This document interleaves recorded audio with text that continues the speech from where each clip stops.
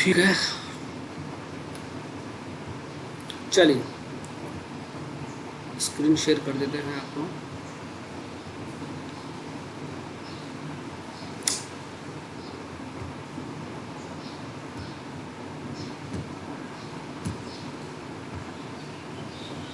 Screen दिख गई आपको? चलिए शुरुआत करते हैं। Good morning to all of you. Statistic अपन पढ़ रहे थे, तो स्टेटिस्टिक में अपन ने आज शायद तीसरा लेक्चर है ना, तीसरा लेक्चर है। 5 लेक्चर में पूरा कंप्लीट पैकेज है आपका सामने, 5 के सामने अपना पूरा कंप्लीट हो जाएगा, है ना। तो फटाफट से मैं जो कल पढ़ाया था, है ना, अपन ने क्या पढ़ाया था सब कल, एक बार वापस देख लेते हैं ना। जो भी पढ़ाया देखो, ये मैंने नोट्स अपलोड कर दिए हैं, आपको मिल भी गए होंगे, वहाँ से देख लेना।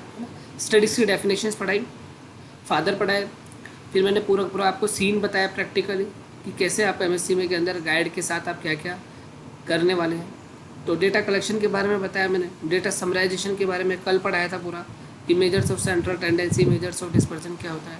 फिर एनालिसिस, है ना, जिसमें अपन को एनालिसिस करना पड़ता है डेटा, है ना, रिजल्ट एंड कंक्लूजन। ये 2 टॉपिक अपने बचे हैं, है ना। तो ये 2 टॉपिक अपन कंप्लीट कर लेंगे आगे, है ना।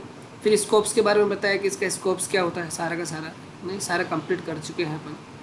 सबसे मेन कंसेप्ट, अगर ये कंसेप्ट आपने नहीं पढ़ा तो स्टैटिस्टिक्स आप नहीं पढ़ सकते हो ना। ये पॉपुलेशन में क्या होता है, सैंपल में क्या होता है, मेरे को बताने की ज़रूरत नहीं है, ठीक है। इसकी क्वेश्चंस की प्रैक्टिस करवाई, फिर जो डेटा था उस डेटा के बारे में बताया सारा कि डेटा क्या क्या होता है साहब, है ना। डेटा कलेक्शन एनालिसिस क्या होता है, डेटा के क्या क्या टाइप से हैं, ये सारा सब कुछ आपको मैंने पढ़ाया था, ठीक है। उसके बाद quantitative, qualitative data, ordinal data, है ना, ये सारे के सारे डेटास के बारे में मैंने पढ़ाया है आपको, है ना।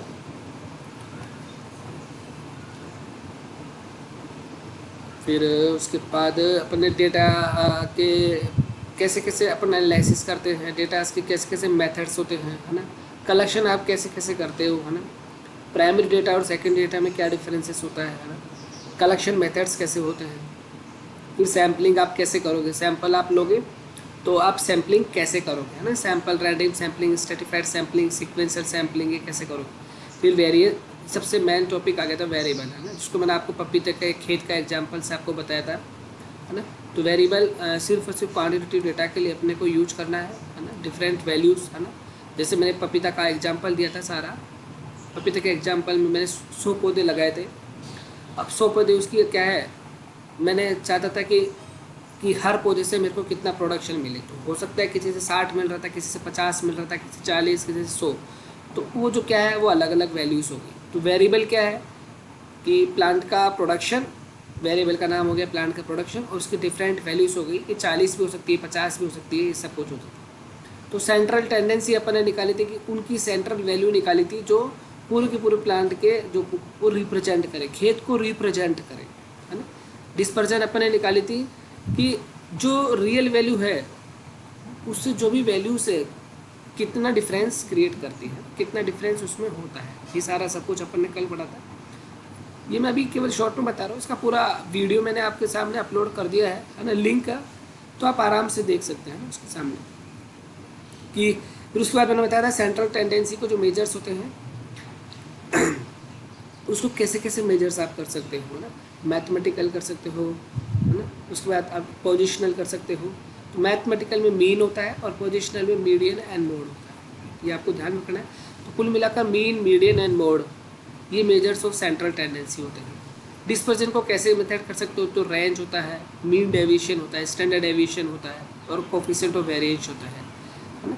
तो ये किसके मेजर्स होते हैं, ये डिस्पर्जन के मेजर्स होते हैं। मतलब डिस्पर्जन नापने के अलग अलग मेथडोलॉजी है ना। कहने का मतलब है अलग अलग फॉर्मूलास है ना। सिंपल है, कोई दिक्कत नहीं है इसके अंदर। अरे मीन के अंदर arithmetic mean, geometric mean, harmonic mean. तो नॉर्मली अरिथमेटिक मीन अपन यूज करते हैं, जिसको अपन एवरेज मीन भी कहते हैं। इसलिए जनरली अपन रियल वैल्यू को क्या बोल देते हैं, एवरेज वैल्यू भी बोल देते हैं। तो देखो मेजर्स ऑफ सेंट्रल टेंडेंसी में अपने को ध्यान में रखना है कि arithmetic mean most simply and commonly use method है, जबकि मेजर्स ऑफ डिस्पर्जन में अपने को ध्यान में रखना है कि मोस्ट सिंपल मेथड तो रेंज होता है, जबकि most common use method standard deviation होता है। ये कंसेप्ट मैंने आपको बताया था और आपको ध्यान में रखना है, ठीक है। एक चीज़ ये हो गया बिल्कुल परफेक्ट। उसके बाद मैंने बहुत सारे क्वेश्चंस करवा दिए थे आपको, है ना, क्या क्या क्वेश्चंस होते हैं ये सारे मैंने पूछे भी थे आपको और करवा भी दिए थे, ठीक है। उसके बाद एक वन बाई सारा सब कुछ पढ़ाया था कि भाई मीन अपने को कैसे निकालना है, क्या क्या फॉर्मूलास होते हैं, है ना, और क्या क्या कंडीशंस इसमें ध्यान में रखनी है। देखो अरिथमेटिक मीन दो बातें ध्यान में रखनी है, एक तो मोस्ट कॉमन सिंपल मेथड और नॉर्मली यही यूज किया जाता है, ठीक है।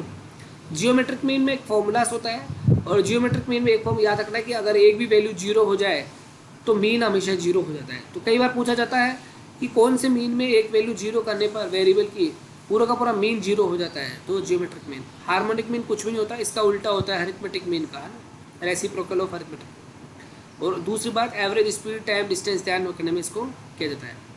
ये पूरे एग्जाम्पल से मैंने समझाया था, आप वहाँ पे जाके वीडियो में जाके देख सकते हैं, ठीक है।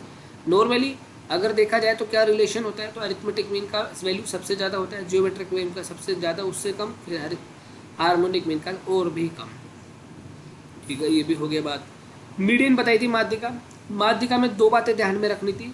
पहली बात तो ये ध्यान में रखनी थी कि एकमात्र मेजर्स ऑफ सेंट्रल टेंडेंसी है जो क्वालिटेटिव डेटा को मेजर करती है, बट पहले क्वालिटेटिव डेटा को ये क्वांटिटेटिव डेटा में चेंज करती है, फिर है ना, उसके बेस पे मेजर करती है। पहली बात तो ये। दूसरी बात ये मीडियन की मैंने बताई थी कि ये पोजिशनल, मतलब पोजिशनल का मतलब होता है कि आपको पोजीशन में सेट करके आप मीन निकालती है। तो पोजीशनल वैल्यू है या पोजीशनल मीन कहते हैं या पोजीशनल इसको एवरेज भी कहते हैं, ठीक है। ये सब इसके ही नाम है। अब कैसे कैसे निकालते हैं, अगर वैल्यूज़ ओड नंबर में है तो जो बीच पहले पोजीशन में बिठा दो और बीच का पॉइंट ले लो, ठीक है। अगर वैल्यूज़ इवन नंबर में है तो पोजीशन में बिठा दो और बीच के दो नंबर ले लो और उनका मीन निकाल लो। मीन मतलब उन दोनों को जोड़ के डिवाइड 2 कर दो, उन दोनों को जोड़ के डिवाइड 2 कर दो, ठीक है। ये पूरा एग्जाम्पल से मैंने आपको समझा दिया था कल, है ना। उसके बाद मोड भी मैंने पढ़ाया था कल, है ना, क्या होता है, मोस्ट फ्रीक्वेंट वैल्यू होती है ना। इसमें भी अपने को एक ही बात ध्यान में रखनी है सिर्फ, ये भी पोजिशनल मीन है ना, पोजिशनल एवरेज है, बट ये ध्यान में रखना कि इसमें मैक्सिमम जो भी नंबर होता है वही क्या कहलाता है, मोड कहलाता है। वही क्या कहलाता है, मोड कहलाता है, ठीक है। उसके बाद मैं बात करूँ आपको इसका यूज, शू साइज में होता है, रेडीमेड गारमेंट साइज में होता है, बिजनेस एंड मेट्रोलॉजिकल फोरकास्टिंग के अंदर इसका यूज होता है, ठीक है। ये बेसिक्स इसके यूज होते हैं, ठीक है। उसके बाद मैं आपको बात करूँ मेजर्स ऑफ सेंट्रल टेंडेंसी में, अपन ने देखो पूरा एक चार्ट वाइज मैंने बता दिया जो भी पढ़ाया था, mean, geometric mean, harmonic mean, क्या क्या बातें ध्यान में रखनी है ना, तो मैंने यहाँ पे सारा लिख दिया था, ठीक है। अब फिर इसमें रिलेशन होता है ना, मीन मीडियन मोड में कब रिलेशन क्या होता है, कब क्या होता है। अगर डिस्ट्रीब्यूशन है ना, डिस्ट्रीब्यूशन अगर सिमेट्रिकल है तो मीन, मीडियन एंड मोड बराबर हो जाते हैं। और अगर डिस्ट्रीब्यूशन एसिमेट्रिकल है, एसिमेट्रिक का मतलब कोई सिस्टमेटिक से आपको अरेंज नहीं किया गया है, कैसे भी आपने शो कर दिया, तो मोड बराबर 3 मीडियन माइनस 2 मीन होता है, ठीक है। ये भी बात आपको समझ में आ गई। इसके मैंने क्वेश्चन आपको करवाई दिए थे, आप क्वेश्चन से समझ सकते हैं, बाकी मैं प्रैक्टिस आपको एग्जाम में दूँगा। Measures of dispersion, sir recording on कर लो सर। रिकॉर्डिंग ऑन है बट इस बार दूसरी तरीके से ऑन है ना, ठीक है। दूसरा ले लिया सर सॉफ्टवेयर है ना। नहीं पहले भी था, इसको कभी यूज नहीं किया था, पर वो मिल नहीं रहा आज, पता नहीं क्या हो गया इस वजह से। देखो स्क्रीन ही पूरा ब्लैंक हो गई आज, आ गई स्क्रीन, डेस्कटॉप पे कुछ भी शो नहीं हो रहा आज, है ना, और पता नहीं कहाँ घूम गया, तो इसको सेटिंग्स चेंज करनी पड़ रही है इस वजह से, ठीक है। कोई बात नहीं।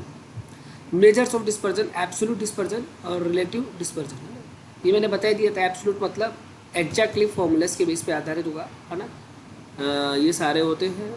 रिलेटिव डिस्पर्जन में सीवी यूज करते हैं, जिसको कार्ल पियर्सन ने दिया था, और मैंने बताया भी था कि अपने जो थीसिस करोगे या, है ना, तो थीसिस में सीवी बहुत कम से कम आना चाहिए, है ना। सीवी जितना कम होगा उतना आपका वेरिएबिलिटी कम होगी, है ना, मतलब वेरिएबल सेंस कम होगी, होमोजेनिसिटी ज़्यादा होगी, है ना, सिमिलरिटी ज़्यादा होगी।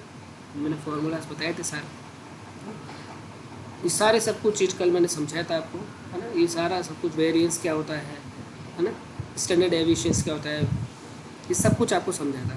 फिर कोफिशिएंट ऑफ वेरिएंस भी बताया था, इसका फॉर्मूलाज क्या होता है ये भी मैंने बताया था। सी वी बराबर standard deviation upon mean into 100, है ना, सिग्मा अपॉन एक्स इंटू 100, है ना। एक बहुत इंपॉर्टेंट कंसेप्ट था यहाँ पे कि जितना सी वी ज़्यादा होगा, जैसे सी वी ज़्यादा मतलब स्टैंडर्ड डेविएशन भी ज़्यादा, है ना। सी वी बराबर एस डी ऊपर है तो स्टैंडर्ड डेविएशन ज़्यादा मतलब उन दो वेरिएबल के बीच में डिफरेंस ज़्यादा है ना, रियल वैल्यू और जो अपना वैल्यू है उससे डिफरेंस ज़्यादा। तो डिफरेंस अगर ज़्यादा होगा तो डेटा में डिफरेंस ज़्यादा होगा तो CV भी ज़्यादा होगा, और CV ज़्यादा होगा तो फिर अपन कह सकते हैं ना होमोजेनिसिटी कम हो गया, मतलब अपना सिमिलरिटी कम हो जाएगा। इसलिए हमेशा कहा जाता है कि जितना भी प्रैक्टिकल एक्सपेरिमेंट करते हैं या फिर अपन कहते हैं कि जो भी थ्योरी पार्ट अपने को लगाना है उसमें CV कम से कम आना चाहिए, है ना, कम से कम आना चाहिए। और SED स्टैंडर्ड एरर डेविएशन या तो 5% लेते हैं या फिर 10% लेते हैं, कि 10% तक अपन एरर को ले सकते हैं, उसके बाद का अपन नहीं ले। ठीक है, ये सारा सब कुछ मैंने समझा दिया था आपको, है ना। ये वेरिएबिलिटी क्या होता है, सीविबिलिटी क्या रिलेशंस होते हैं। एक ये और कंसेप्ट है most commonly used measures of relative variation. देखो रिलेटिव में पूछे आपसे, है ना, रिलेटिव में पूछे तो आपका आंसर CV आएगा, है ना। और ध्यान में रखना मैंने बताया था कि न रिलेटिव दे न कुछ और दे, है ना। Most common use measures of dispersion तो स्टैंडर्ड डेविएशन आता है, ठीक है। या एब्सोल्यूट वेरिएशन भी पूछे तो स्टैंडर्ड डेविएशन आता है। ये आपको आज जो पढ़ रहे होंगे शायद ऊपर से जा रहा होगा, बट कल मैंने इसको क्लियर बता दिया था, है ना। आप वीडियो देख लेना इसका, वहाँ से आपको पूरा कंसेप्ट इसका क्लियर हो जाएगा, ठीक है। यहाँ तक अपन ने कंप्लीट कर लिया था कल, यस नो एक बार मुझे बता दीजिए, है ना। यहाँ तक यस सर। है ना। उसके बाद अपन आज से स्टार्ट करते हैं एनालिसिस। देखो ये अपन स्टार्ट कर थोड़ा सा कर दिया था पर ठीक है, आज अपन इसको स्टार्ट करते हैं। अब देखो यहाँ पे मैं आपको कल भी समझा रहा था कि एनालिसिस अब तक अपन ने क्या किया था। आप ऐसे अगर आपको थीसिस की भी होती है आपने, है ना, आप सब BSc के स्टूडेंट्स हैं तो आपको ये अंदाज़ा नहीं होगा, है ना, कि भाई क्या करना होता है MSc में। एग्जैक्टली जो मैं आपको बता रहा हूँ आपको पता पड़ जाएगा कि सर ने MSc के जो पहले ही हमको बता दिया था, ये ऐसी प्रोसेस होती है। डेटा कलेक्शन आप फील्ड में एक्सपेरिमेंट करते हो, जो ट्रायल लगाते हो, जिसको आप बोलते हो ना मैं कि मैं ट्रायल लगा रहे हूँ। ये ऊपर की 3 चीज़ें आपकी, जिसमें प्री सिनॉप्सिस सेमिनार हो गई, आप गाइड के साथ मिलके आपने रिसर्च का टॉपिक आपने सेट कर लिया, है ना, कि मैं इस पे काम करना चाहता हूँ, फिर ऑब्जेक्टिव डिफाइन कर लिया, और उसके बाद आपने डिजाइनिंग कर ली कि मेरे को कौन से डिजाइन में काम करना है ना। फिर यहाँ पे एक्सपेरिमेंट शुरू किया है, तो जब पूरा का पूरा एक्सपेरिमेंट आप करते हो तो मतलब डेटा लोगे ही होगे, है ना, सारा का डेटा का कलेक्शन करते हो आप, ठीक है। डेटा कलेक्शन आप यहाँ पे करते हो सारे। फिर उसके बाद डेटा समराइजेशन, जिसको अपन ने पढ़ाया था measures of central tendency and measures of dispersion, है ना।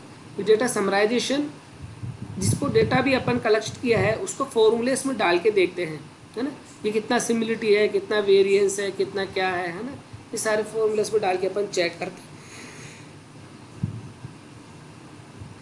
है ना। ये पूरा का पूरा यहाँ तक का अपन ने कंप्लीट कर दिया।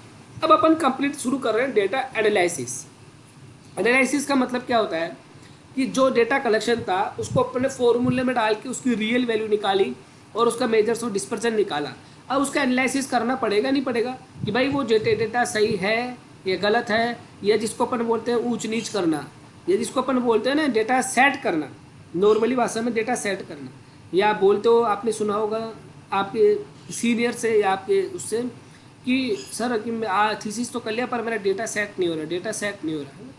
तो डेटा सेट को ही क्या बोलते हैं, डेटा एनालिसिस बोलते हैं। तो उसमें क्या क्या करते हैं स्टेटिस्टिक में, वो मैं आपको बता रहा हूँ। डेटा एनालिसिस अभी अपन पढ़ रहे हैं, तो देखिए चलिए डेटा एनालिसिस के पास आ जाइए।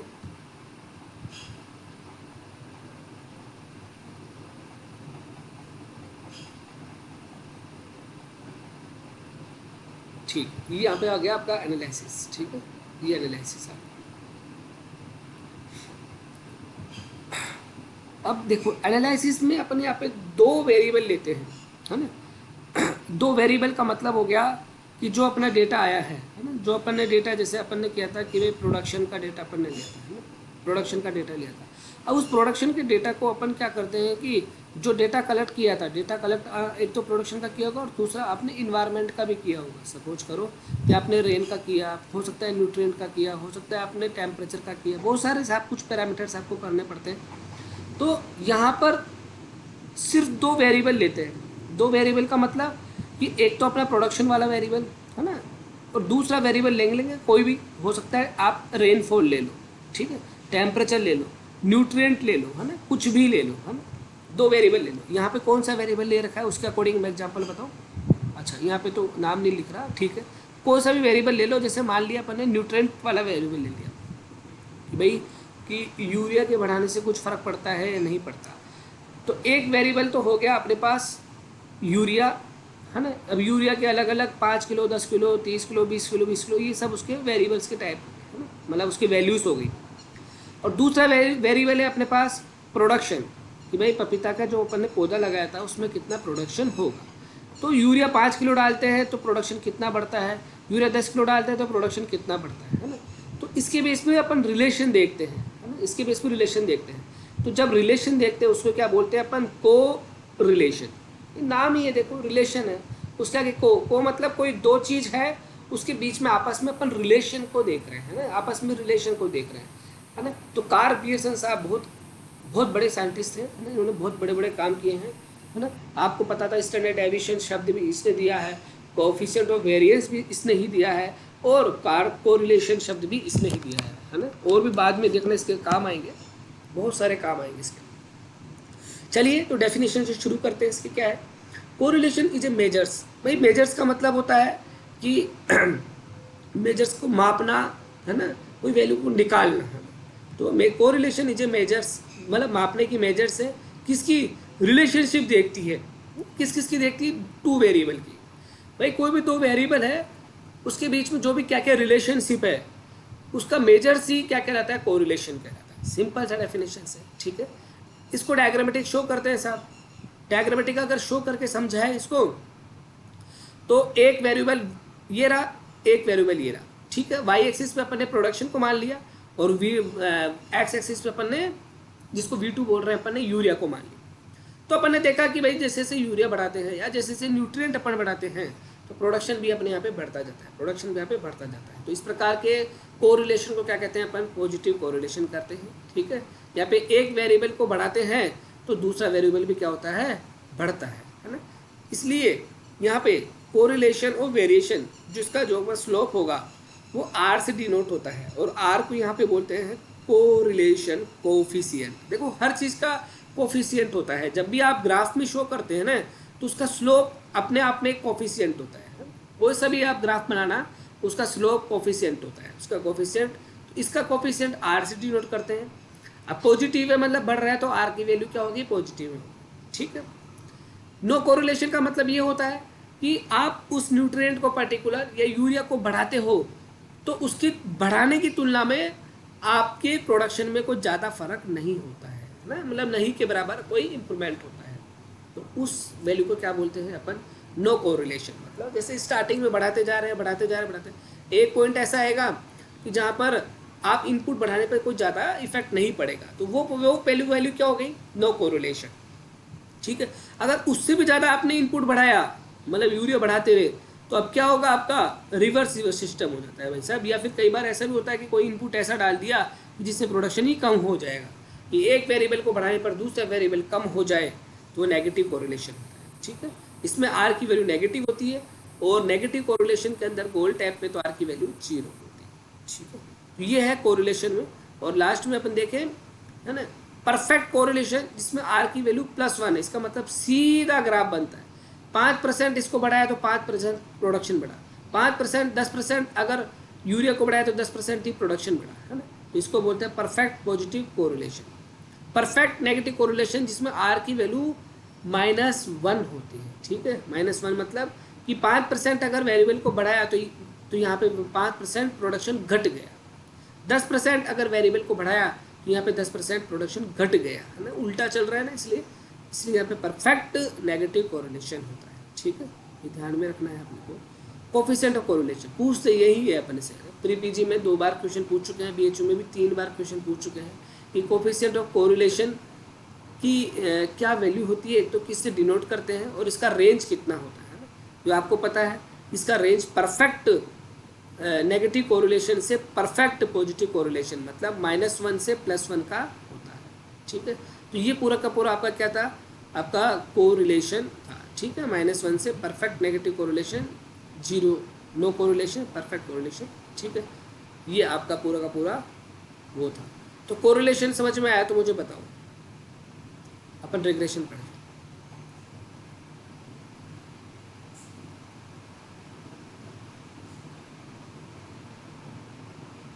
सिंपल है ना, कोई ऐसा जो कठिन होगा वो मैं खुद ही आपको अलग से समझा दूंगा, 2-3 एग्जाम्पल देके।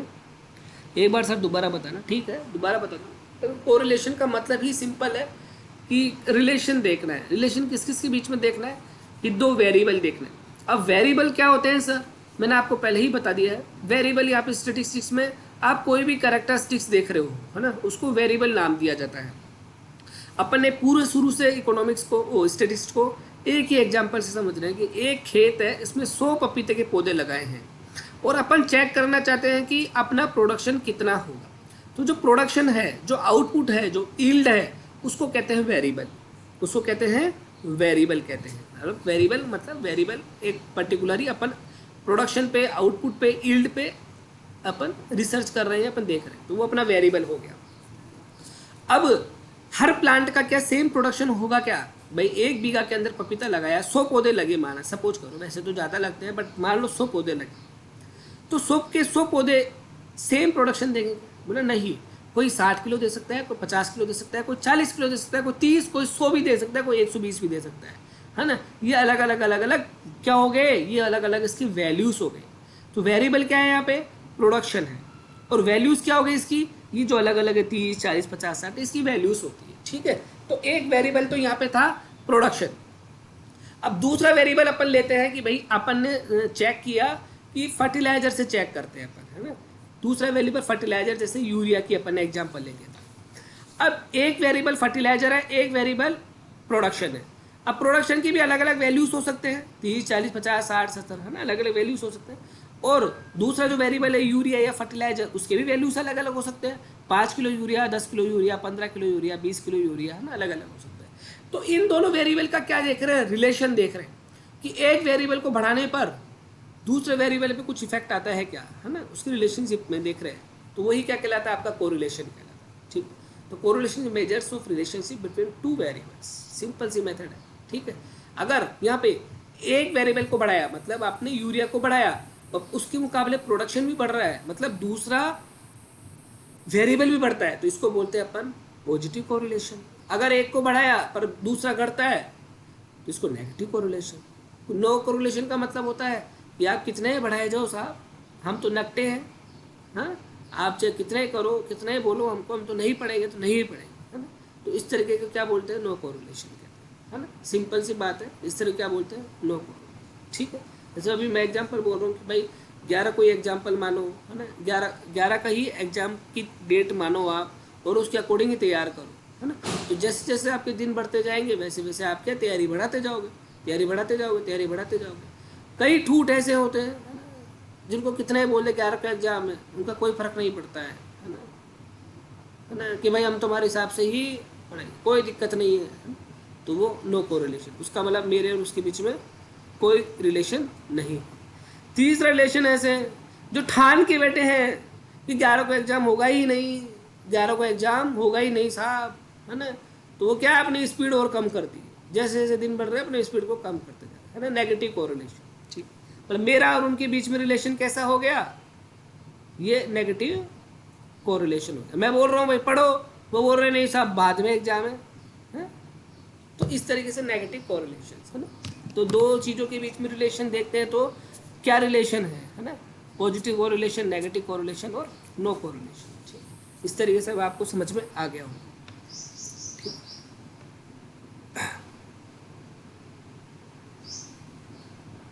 ठीक है। तो कोफिशिएंट ऑफ कोरिलेशन की वैल्यूज क्या होती है? -1 से +1 होती है। ये सबको ध्यान में रखना है, पूछा भी गया। मैं आपको क्वेश्चंस, प्रैक्टिकल क्वेश्चन बता दूंगा, कल मैं आराम से बताऊंगा, कल घर पे रहेंगे, आराम से कुर्सी टेबल पे पढ़ेंगे, मस्त, बैठे बैठे पढ़ाई होती है, कल बैठेगा आराम से, ठीक है। तो ये सब कुछ हो गया है कोरिलेशन। आप तो क्लियर हो गया मेरे हिसाब से, है ना, ठीक है। अब देखो रिग्रेशन की बात करते हैं, है ना।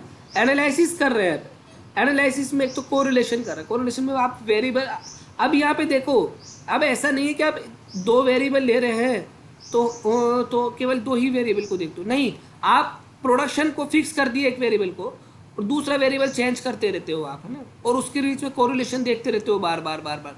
तो जितने भी वेरिएबल आपको लेने हैं वो पूरा का पूरा चार्ट आपके सामने निकल के आ जाता है है ना, कि किससे बढ़ाने से क्या होता है, किसके बढ़ाने से क्या होता है ना, तो सब कुछ आपको निकल के आ जाता है। ठीक है। रिग्रेशन क्या होता है? रिग्रेशन का मतलब कुछ भी नहीं है ना, स्टेटिस्टिक्स शब्द है या मैथमेटिक्स शब्द है, एक्चुअली मैथ्स में आती है स्टेटिस्टिक्स। ये शब्द गोल्टन साहब थे, गोल्टन साहब ने रिग्रेशन शब्द दिया था, बहुत अच्छा शब्द था रिग्रेशन।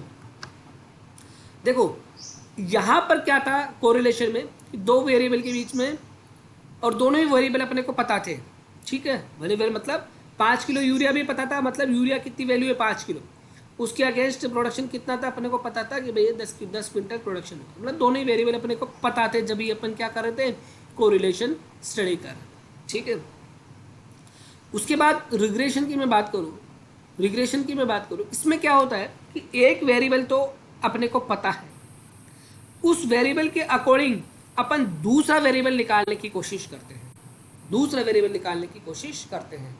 जैसे एग्जांपल के तौर पे मैं आपको बताऊं, आप डेटा लेना, आपने डेटा नहीं लिया, इसका डेटा नहीं लिया, माना कि आपने प्रोडक्शन का डेटा नहीं लिया, सपोज करो प्रोडक्शन का डेटा नहीं लिया, सैंपल लिए थे, है ना, उसमें प्रोडक्शन का डेटा आप नहीं लिया, है ना, पर आपको पता है कि 5 क्विंटल, दो वेरिएबल ले लिए, एक वेरिएबल यहाँ पे प्रोडक्शन यील्ड है और दूसरा वेरिएबल यहाँ पे टेम्परेचर है।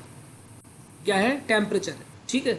आपको पहले शुरू में पता था कि 5 डिग्री सेंटीग्रेड बढ़ाने पर 2 क्विंटल प्रोडक्शन बढ़ता है या 2 क्विंटल प्रोडक्शन होता है, आप तो ये मानो। ठीक है, ये मैं वैल्यू थी। 10 क्विंटल प्रोडक्शन बढ़ाने पर 4 बढ़ा, 15 बढ़ाने पर 6 बढ़ा, ये आपके पास वैल्यू थी। बट आपके पास इसकी वैल्यू नहीं थी कि अगर 20 डिग्री सेंटीग्रेड बढ़ा देंगे तो कितना वैल्यू बढ़ेगा, है ना। तो इसमें क्या करते हैं, एक वेरिएबल से दूसरे वेरिएबल की वैल्यू को निकालते हैं। सिंपल है। जिसकी वैल्यू पता, वेरिएबल की वैल्यू पता होती है उसको इंडिपेंडेंट वेरिएबल कहते हैं, और जिसकी वैल्यू अपने को निकालनी होती है उसको डिपेंडेंट वेरिएबल कहते हैं। डिपेंडेंट क्यों कहते हैं? क्योंकि ये वैल्यू इस पे डिपेंडेंट है, किस पे डिपेंडेंट है, इंडिपेंडेंट वेरिएबल पे डिपेंडेंट है। ठीक है। अब डेफिनेशन पढ़ते हैं। रिग्रेशन भी एक प्रकार का मेजर्स है ना। मेजर्स किसका? एस्टिमेशन ऑफ वैल्यू, इसकी वैल्यू निकालने का मेजर्स। अब यहाँ पे एस्टिमेशन क्यों बोल रहे हैं? क्योंकि अनुमान लगा रहे हैं, है ना। एक्चुअल में नहीं है वैल्यू, मतलब एक्चुअल में रियल वैल्यू नहीं होगी वो, है ना, जो अपन ने पॉपुलेशन के टाइम पे पढ़ी थी। ये एस्टिमेशन है, estimation of value of dependent variable. किसकी वैल्यू निकालनी है भैया? डिपेंडेंट वेरिएबल की निकालनी है। पर किससे निकालनी है? From corresponding on value of independent variable. From corresponding का मतलब इसके करस्पॉन्डिंग, मतलब इसके ही सीधे, है ना। From corresponding on value of independent variable, मतलब इसके आधार पर अपने को क्या निकालना है? डिपेंडेंट वेरिएबल निकालना। ठीक है। ये तो हो गया थ्योरिकल बात। मैं आपको प्रैक्टिकल एग्जांपल से आपको थोड़ा सा समझाऊँ तो और क्लियर आपको होगा। जैसे अपन पपीता का ही एग्जांपल लेके चल रहे हैं शुरू से, तो पपीता का ही ले चलते हैं। अपने पास 100 पौधे हैं, है ना। 100 पौधे में अपन ने रिसर्च अपन ने स्टार्ट की थी, है ना, सैंपल अलग बना दिए थे, है ना। तो अपन ने देखा 1 2 3 4 5 6 7 8 9 10 11 12 100 के 100 पौधे के नंबर अपन ने डाल रखे। ठीक है। अब अपन ने देखा कि 5 डिग्री सेंटीग्रेड टेम्परेचर के अपन देख रहे हैं, टेम्परेचर ही पढ़ रहे हैं, है ना। तो 5 डिग्री सेंटीग्रेड टेम्परेचर अगर बढ़ाते हैं तो उनमें से क्या हुआ कि पौधों की जो एवरेज यील्ड थी वो 10 क्विंटल बढ़ गई, सपोज 10 क्विंटल बढ़ गई। ठीक है। तो उसने टेम्परेचर और बढ़ाया, है ना, 1 डिग्री सेंटीग्रेड या 2 डिग्री सेंटीग्रेड और बढ़ा दिए, देखा तो उससे क्या हुआ? और बढ़ गई। ठीक है। फिर 2-3 डिग्री सेंटीग्रेड और बढ़ाया तो और बढ़ गई। ठीक है। ये एग्जाम्पल टेम्परेचर से ले रहे हैं, हो सकता है न्यूट्रिएंट भी ले सकते हो आप और कुछ भी ले सकते हो। ठीक है ना। अब यहाँ तक उसका आ गया है, प्रोडक्शन इतना आता है। अब वो चेक करना चाहता है, मतलब कि अगर मैं 10 डिग्री सेंटीग्रेड में टेम्परेचर बढ़ाऊंगा तो मेरा कितना प्रोडक्शन बढ़ जाएगा। एक्चुअली बढ़ा नहीं है, वो एस्टिमेशन वैल्यू निकाल रहा है मैथमेटिकल।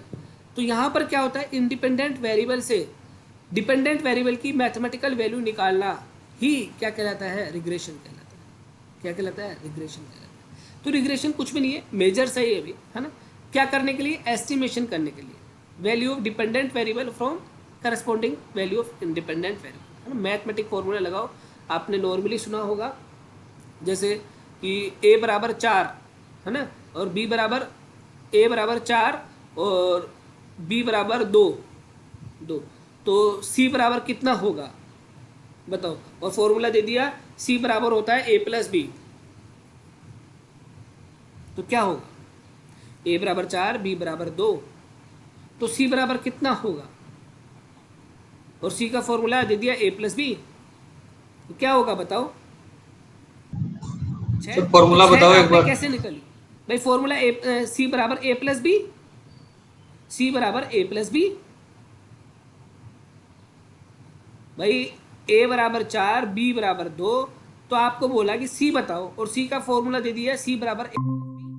तो यहाँ पर जो ए और बी है वो इंडिपेंडेंट वेरिएबल है, इंडिपेंडेंट वेरिएबल है मतलब उनकी वैल्यू पहले से अपने को दी गई है, और सी क्या है यहाँ पे, डिपेंडेंट वेरिएबल है। डिपेंडेंट वेरिएबल यहाँ पे अपने को वैल्यू नहीं दी गई है, वैल्यू अपने को निकालनी है, पर किसके करस्पॉन्डिंग निकालनी है अपने को, जो वैल्यू अपने को दी गई है, मतलब जो इंडिपेंडेंट वेरिएबल ए और बी के अकॉर्डिंग वैल्यू अपने को निकालनी है। ठीक है, इस तरीके से यहाँ पे रिग्रेशन यूज किया जाता है। ठीक है, तो देखो यहाँ पर रिग्रेशन के डायग्राम्स अगर बनाते हैं, जो मैंने आपको समझाया ईल्ड का, ये रेनफॉल के अकॉर्डिंग कर रखा है कि 1 मिलीमीटर रेन बढ़ती है ना, अब इसमें उल्टा दे दिया, अब इसमें उल्टा दे दिया, देखो है ना, इसमें प्रोडक्शन को क्या मान लिया, इंडिपेंडेंट वेरिएबल मान लिया।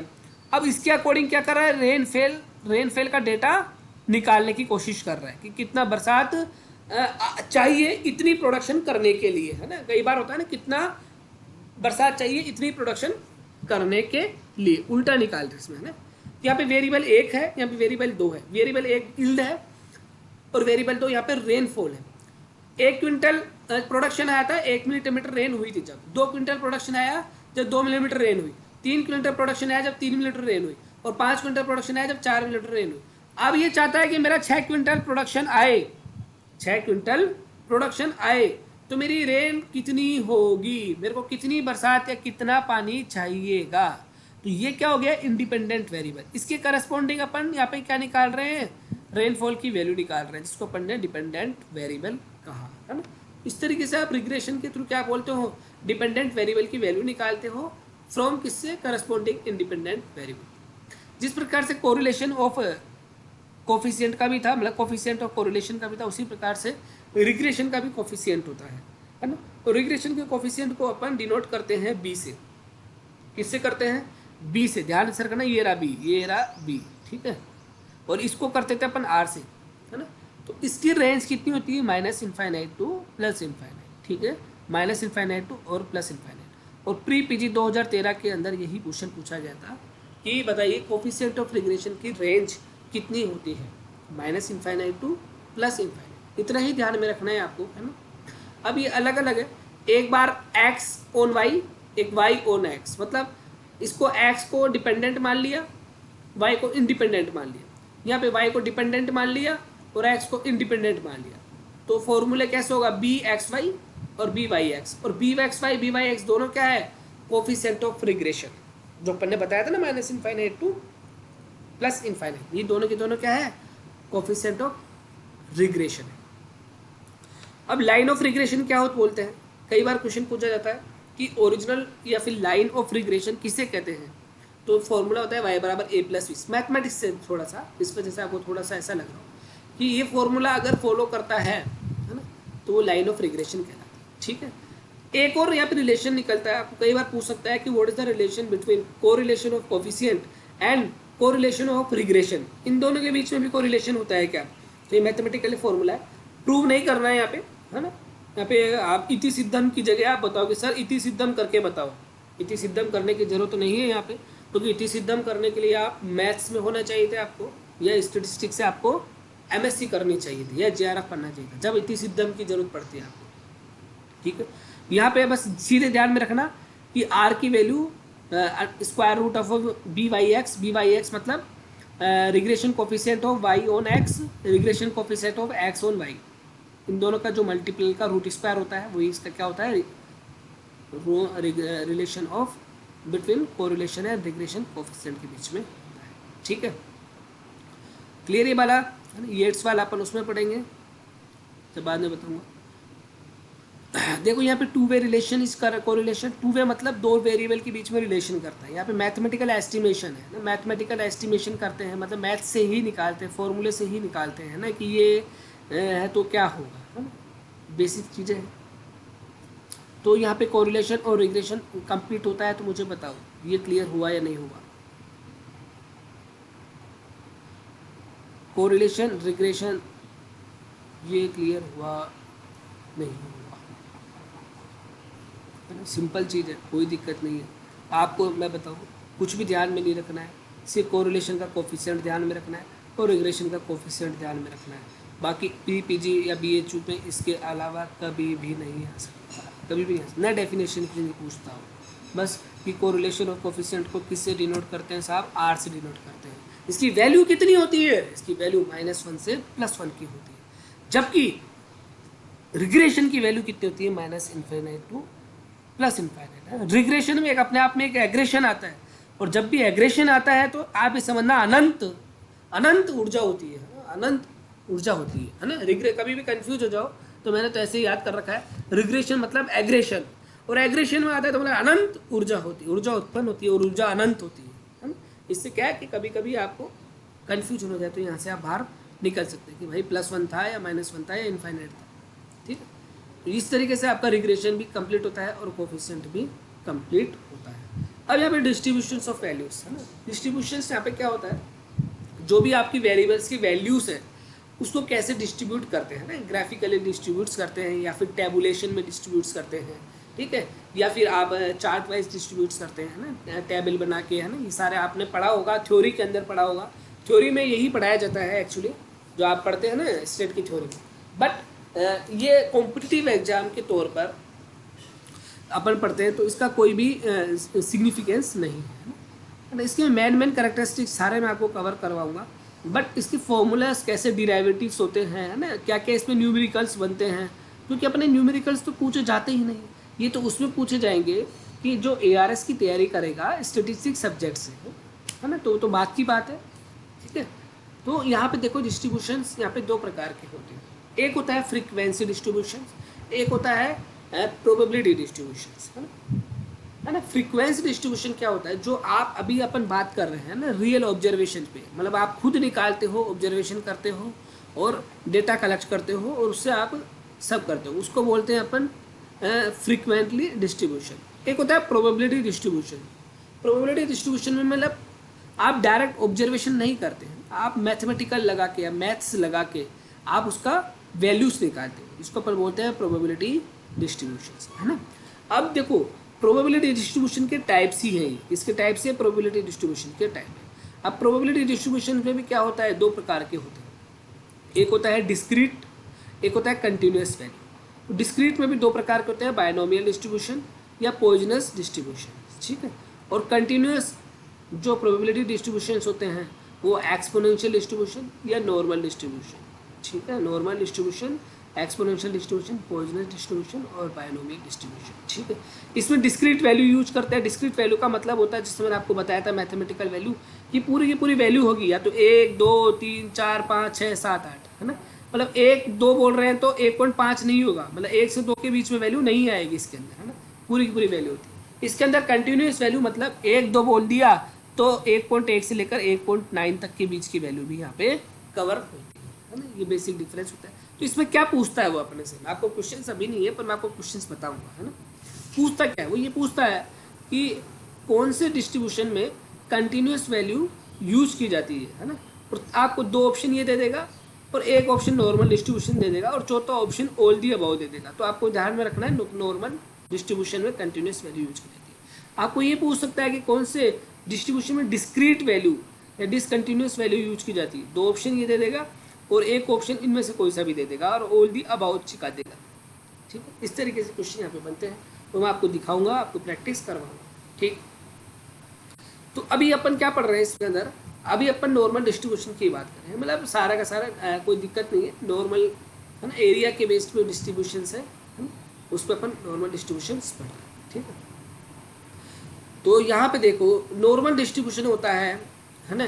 तो क्या होता है नॉर्मल डिस्ट्रीब्यूशन के केस के अंदर, है ना, क्या होता है कि स्क्वीनेस और कार्टोसिस 2 चीज़ अपने को पढ़नी पड़ती है, ठीक। स्क्वीनेस और कार्टोसिस क्या होता है, ये सारी मैथमेटिकल चीज़ें है ना, सारी की सारी मैथ से, है ना, फॉर्मूलाज है जिसको अपन क्या बोलते हैं कर्व में शेप करते हैं, कर्व में शेप करते हैं। एक्चुअली क्या है कि जो भी आपके वेरिएबल्स थे, है ना, उसकी वैल्यूज थी, उसको कर्व के रूप में शेप कर रहे हैं, कर्व के रूप में रिप्रेजेंट कर रहे हैं। किसके रूप में रिप्रेजेंट कर रहे हैं? कर्व के रूप में रिप्रेजेंट करके देखते हैं, है ना। देखो डिस्ट्रीब्यूशन है, डिस्ट्रीब्यूशन का मतलब ही क्या होता है कि आपकी जो वेरिएबल थे, प्लांट प्रोडक्शन जो अपन कर रहे थे, उसकी वेरिएबल मतलब 30 किलो, 40 किलो, 50 किलो, 60 किलो, ये अलग अलग वेरिएबल्स थे। उसको कर्व के रूप में बनाएंगे अब साहब, किस रूप में? ग्राफ के रूप में, देसी भाषा में बोलते तो ग्राफ के रूप में रिप्रेजेंट करेंगे, ठीक है। अब उसके अंदर दो चीजें होती है ना, दो चीजें फाइंड आउट करते हैं कि स्पिनेस कितनी होती है और कर्टोसिस कितनी होती है।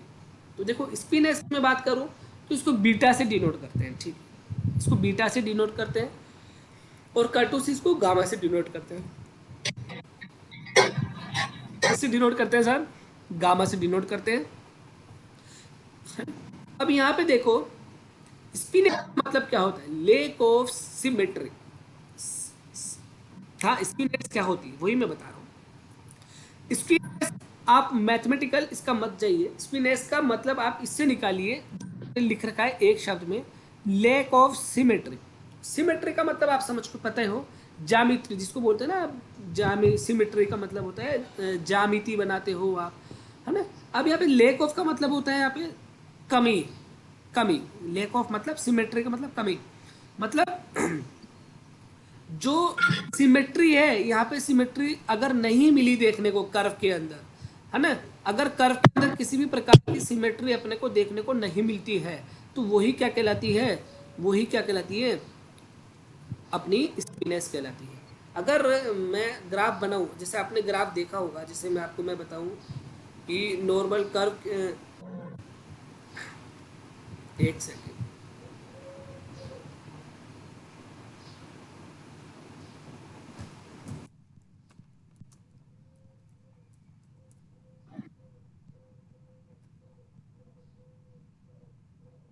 देखो ये जो ग्राफ दिख रहा है आपको, ग्राफ दिख रहा है आपको, है ना, आपको ये ग्राफ दिख रहा होगा। तो देखो यहाँ पे नॉर्मल डिस्ट्रीब्यूशन दिख रहा है ना, इसको बेल कर्व कह सकते हैं ना। मतलब इसमें मतलब जो बोल रहे हैं किसी भी प्रकार की लैक ऑफ सिमेट्री है ही नहीं, एक जैसी सिमेट्री है। मतलब यहाँ पे अपन कह सकते हैं कि स्क्वीनेस पूरी की पूरी तरह यहाँ पे है ही नहीं। मतलब यहाँ पे बीचों बीच अगर लाइन खींचेंगे तो यहाँ भी 50% है, बराबर है, और इसकी यहाँ भी 50% बराबर है ना। किसी भी प्रकार की यहाँ पे सिमेट्री होती ही, मतलब लैक ऑफ सिमेट्री होती ही नहीं, ठीक है। इस तरह को क्या बोलते हैं अपन? नॉर्मल कर्व या फिर नॉर्मल डिस्ट्रीब्यूशंस कर्व, है ना। बिल्कुल सिंपल, बिल्कुल ऐसा होता है, ठीक है। ये चीज़ होती है, अपने को मैं समझाने के लिए बताया था।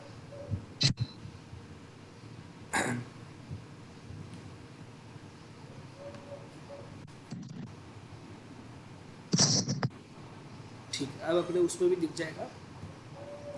अब यहाँ पे कर्व देखो आप क्या है,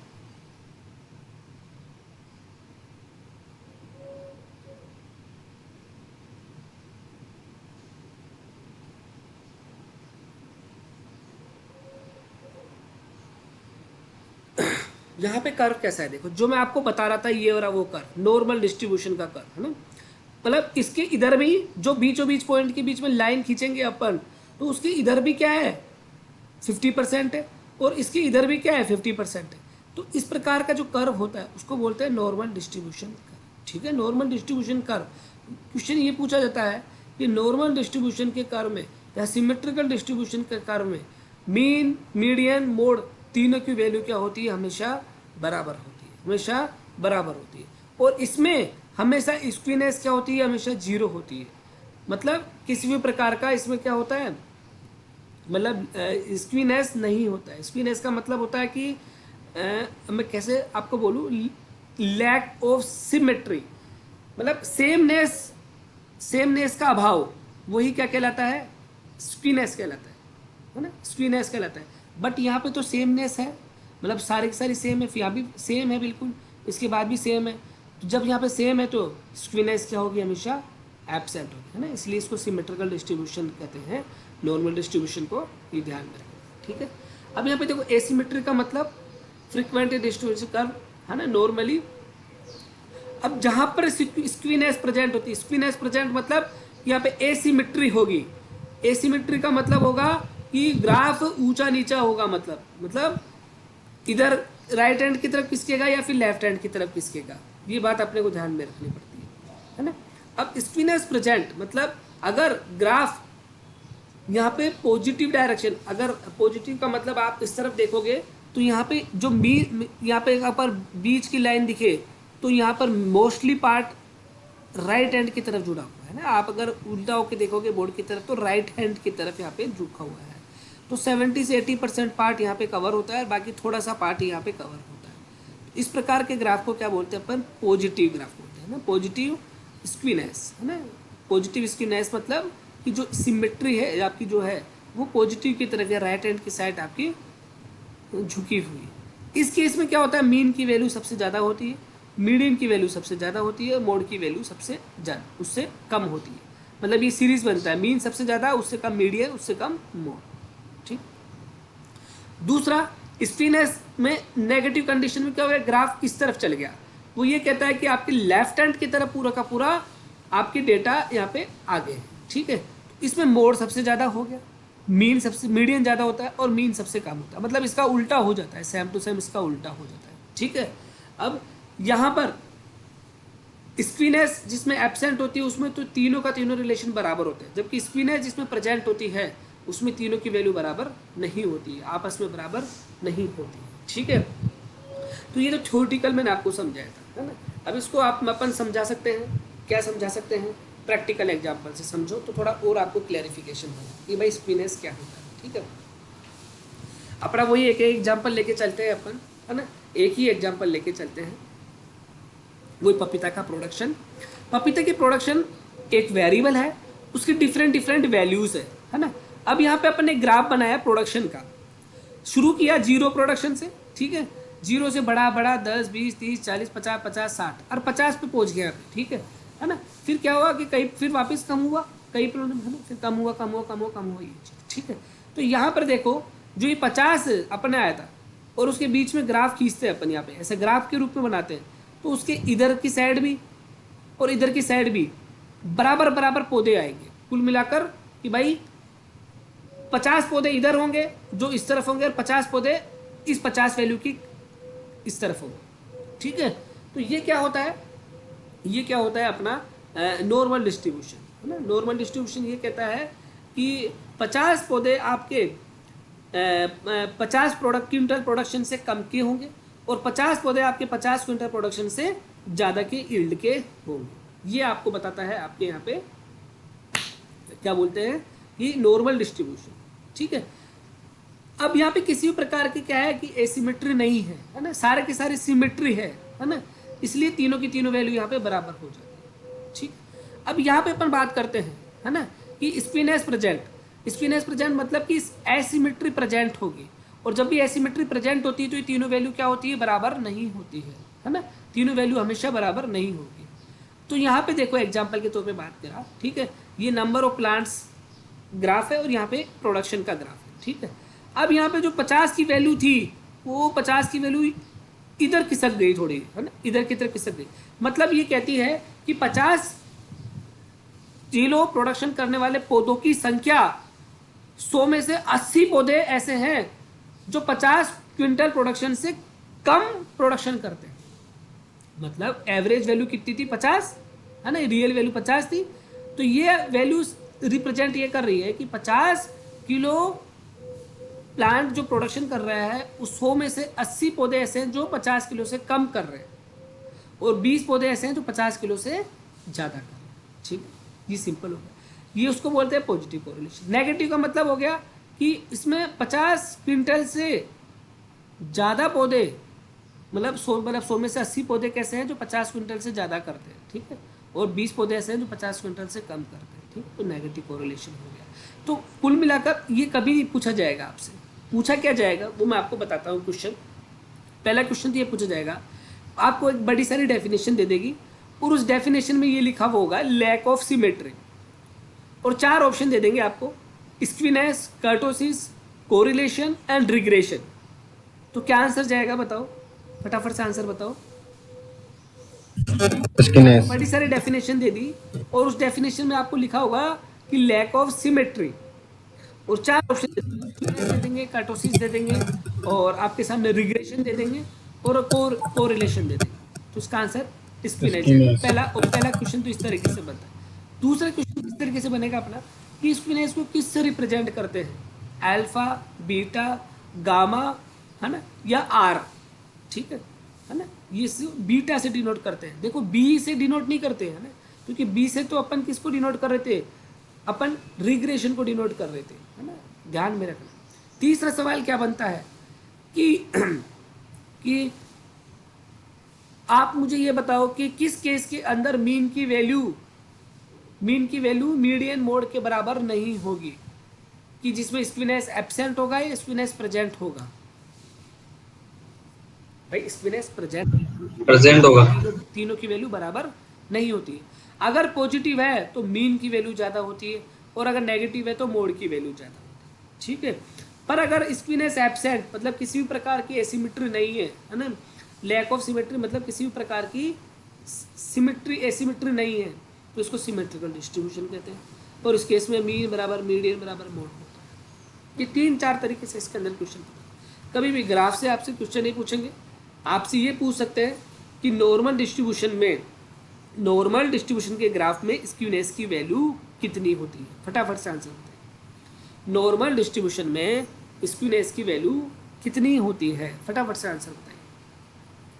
ये ध्यान में रखना, नॉर्मल डिस्ट्रीब्यूशन में स्क्यूनेस की वैल्यू 0 होती है।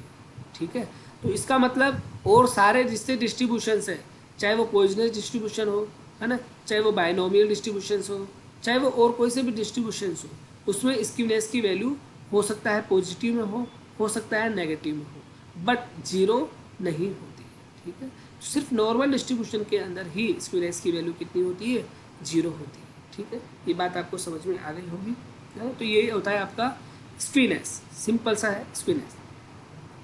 कर्टोसिस नाम से आपको मतलब नहीं आएगा। देखो ये मैथमेटिकल नाम है, तो आप अगर नाम से आप उसका शब्द अर्थ निकलना चाहें तो वो पॉसिबल नहीं है।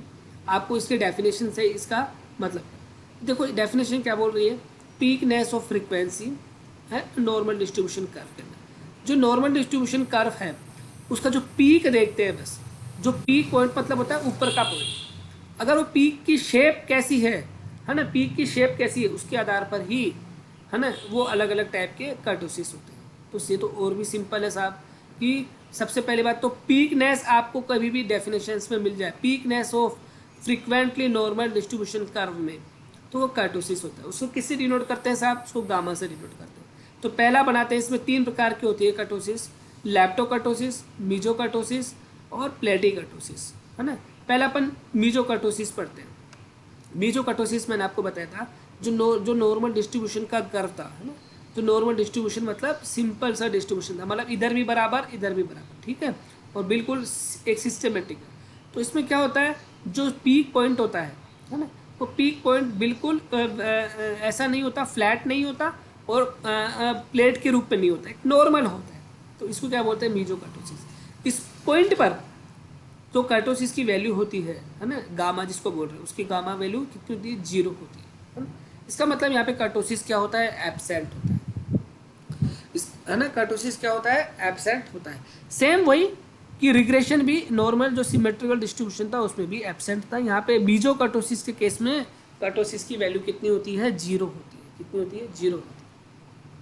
मतलब किसी भी प्रकार का कोई भी पीकनेस यहाँ पे नहीं होता है, कहने का मतलब है यहाँ पे किसी प्रकार का पीकनेस नहीं होता है। लैप्टोकर्टोसिस में क्या होता है, यहाँ पे फ्लैट मतलब ऊपर बिल्कुल चोंच के नुमा हाई पीक जाता है, इस तरह का ग्राफ बनता है। मतलब मोस्टली जो वैल्यूज़ है ना, जो वैल्यूज़ है वो यहाँ पर होती है, ठीक है, एक वेरिएबल की मोस्टली वैल्यूज़ यहाँ पर होती है, इसलिए इसको लैप्टोकर्टोसिस बोलते हैं। और इसलिए इसका गामा का वैल्यू क्या होती है, पॉजिटिव में चल जाता है। और नॉर्मली क्या होता है ना, आप इसकी डेफिनेशन और इसमें मैथमेटिक्स पढ़ते हैं तो इसकी वैल्यू 3 से ज़्यादा होती है, मतलब ज़्यादा 0 से भी ज़्यादा, तो मतलब 3 से ज़्यादा होती है, ठीक है। और जो जिसको अपन कर्टोसिस 0 बोल रहे हैं, इसका मतलब बीटा टू की वैल्यू इसके अंदर केस में 3 होती है। अब सर ये 3 कैसे आया, है ना, तो बहुत बड़ा मैथमेटिकल डिराइवेशन है। वो अपने को नहीं करना है। उसमें रिग्रेशन को स्पिनेस को भी जोड़ा जाता है और कर्टोसिस को भी जोड़ा जाता है, मीन निकाला जाता है, स्टैंडर्ड डेविएशन, सारे फॉर्मूलेस लग के निकलता है। ठीक है, उसकी अपने को जरूरत नहीं समझता हूँ। प्लेटिंग कर्टोसिस क्या होता है, प्लेट के रूप में बन गया है ना, प्लेट के रूप में पीक आता है। ठीक है, और प्लेट के रूप में जब भी पीक आता है तो उसमें वैल्यू क्या हो गया, गामा की वैल्यू लेस देन 0 हो गया। अब लेस देन 0 भी किससे मतलब 3 से कम, बीटा 2 की वैल्यू 3 से कम है। तो ये ध्यान में रखना कि ये बीटा 1, बीटा 2, बीटा 3 ये एक अलग चीज़ें होती है ना। आपको सिंपल से ध्यान में रखना, कर्टोसिस 3 प्रकार का होता है, लैप्टोकर्टोसिस, मीजोकर्टोसिस, प्लेटिकर्टोसिस। मीजोकर्टोसिस में गामा जिसे डिनोट करते हैं कर्टोसिस की वैल्यू 0 होती है, इसमें पॉजिटिव होती है और इसमें नेगेटिव होती है। ठीक है ना। अब क्या होता है, मैथमेटिकल इसको बीटा 2 से भी रिप्रेजेंट करते हैं। जब बीटा 2 से रिप्रेजेंट करें तो इसकी वैल्यू लैप्टोकर्टोसिस में 3 से ज़्यादा होती है ना, और इस केस में इसमें 3 होती है प्योर और इसमें 3 से कम होती है। ठीक है, तो कभी बीटा 2 भी पूछ ले तो बीटा 2 कर्टोसिस से रिलेटेड होता है। ठीक है, तो ये होता है आपका कर्टोसिस। इन दोनों में कोई कन्फ्यूजन है तो बताओ, उसके बाद में पहले थोड़े से क्वेश्चंस की प्रैक्टिस करा दूँ आपको। इस तरीके से 2-3 क्वेश्चंस आए हुए थे, उन्होंने लिख रखे हैं। ठीक है, पहला सवाल देखो क्या लिख रखा है, लैक ऑफ सिमेट्री या एसिमेट्री, लैक ऑफ सिमेट्री को अपन एसिमेट्री बोलेंगे, of normal distribution curve known as क्या कहलाएगा बताओ, लैक ऑफ सिमेट्री या asymmetry of normal distribution curve. इस तरीके से क्वेश्चन अपने आएंगे है ना, सिंपल क्वेश्चन आएंगे है ना, कंफ्यूज मत होना, इस तरीके से क्वेश्चन आएंगे है ना। दूसरा, peakness of normal distribution curve, peakness of normal distribution curve वो क्या कहलाता है, वो कहलाता है साहब कर्टोसिस कहलाता है ना। सिंपल इस तरीके से देखो डिफरेंशियल क्वेश्चन आते हैं है ना, बस यही क्वेश्चन आते हैं। बस कर्टोसिस में आपको ये मान के चलना 3 प्रकार के, लैप्टो, मीजो और कर्टोसिस। तो कभी कभी पूछ सकता है वो कि लैप्टो कर्टोसिस के कर्टोसिस की वैल्यू क्या होती है, पॉजिटिव होती है, 0 होती है, नेगेटिव होती है। तो आपको ध्यान में 0 से ज़्यादा मतलब पॉजिटिव होती है। ठीक है, ये एनालिसिस हो गया है ना। अब यहाँ पे बहुत इंपॉर्टेंट आता है एनालिसिस, जिसको अपन टेस्ट के रूप में करते हैं है ना। अभी टेस्ट के रूप में को समझाने से पहले मेरे को अभी आपको पहले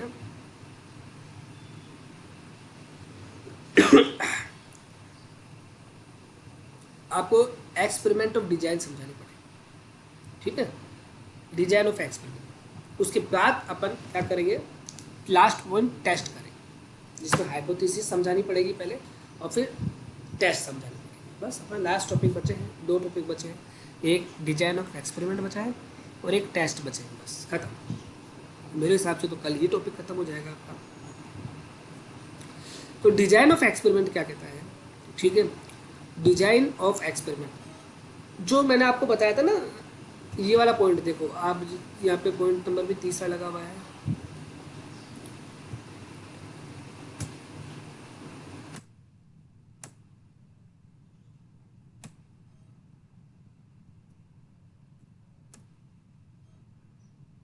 देखो मैंने आपको जो समझाया था, ये रहा देखो, डिजाइन ऑफ द स्टडी,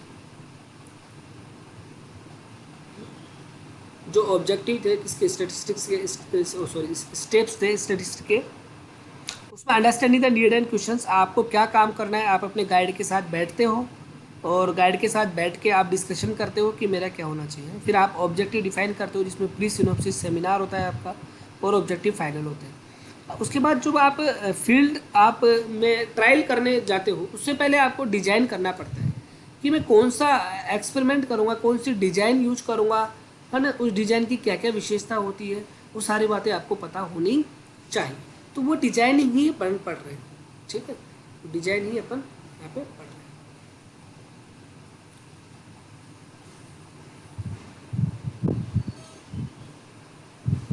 तो ये रहा डिजाइन ऑफ एक्सपेरिमेंट। ठीक है, अब यहाँ पे 2-3 चीज़ें नए वर्ड सुनोगे, उसको समझाना बहुत जरूरत है आपको। ठीक है, कि चॉइस ऑफ ट्रीटमेंट, ठीक है, method of arrangement, treatment of the experiment units, arrangement of experimental units in various platform to suit the requirement of particular problem.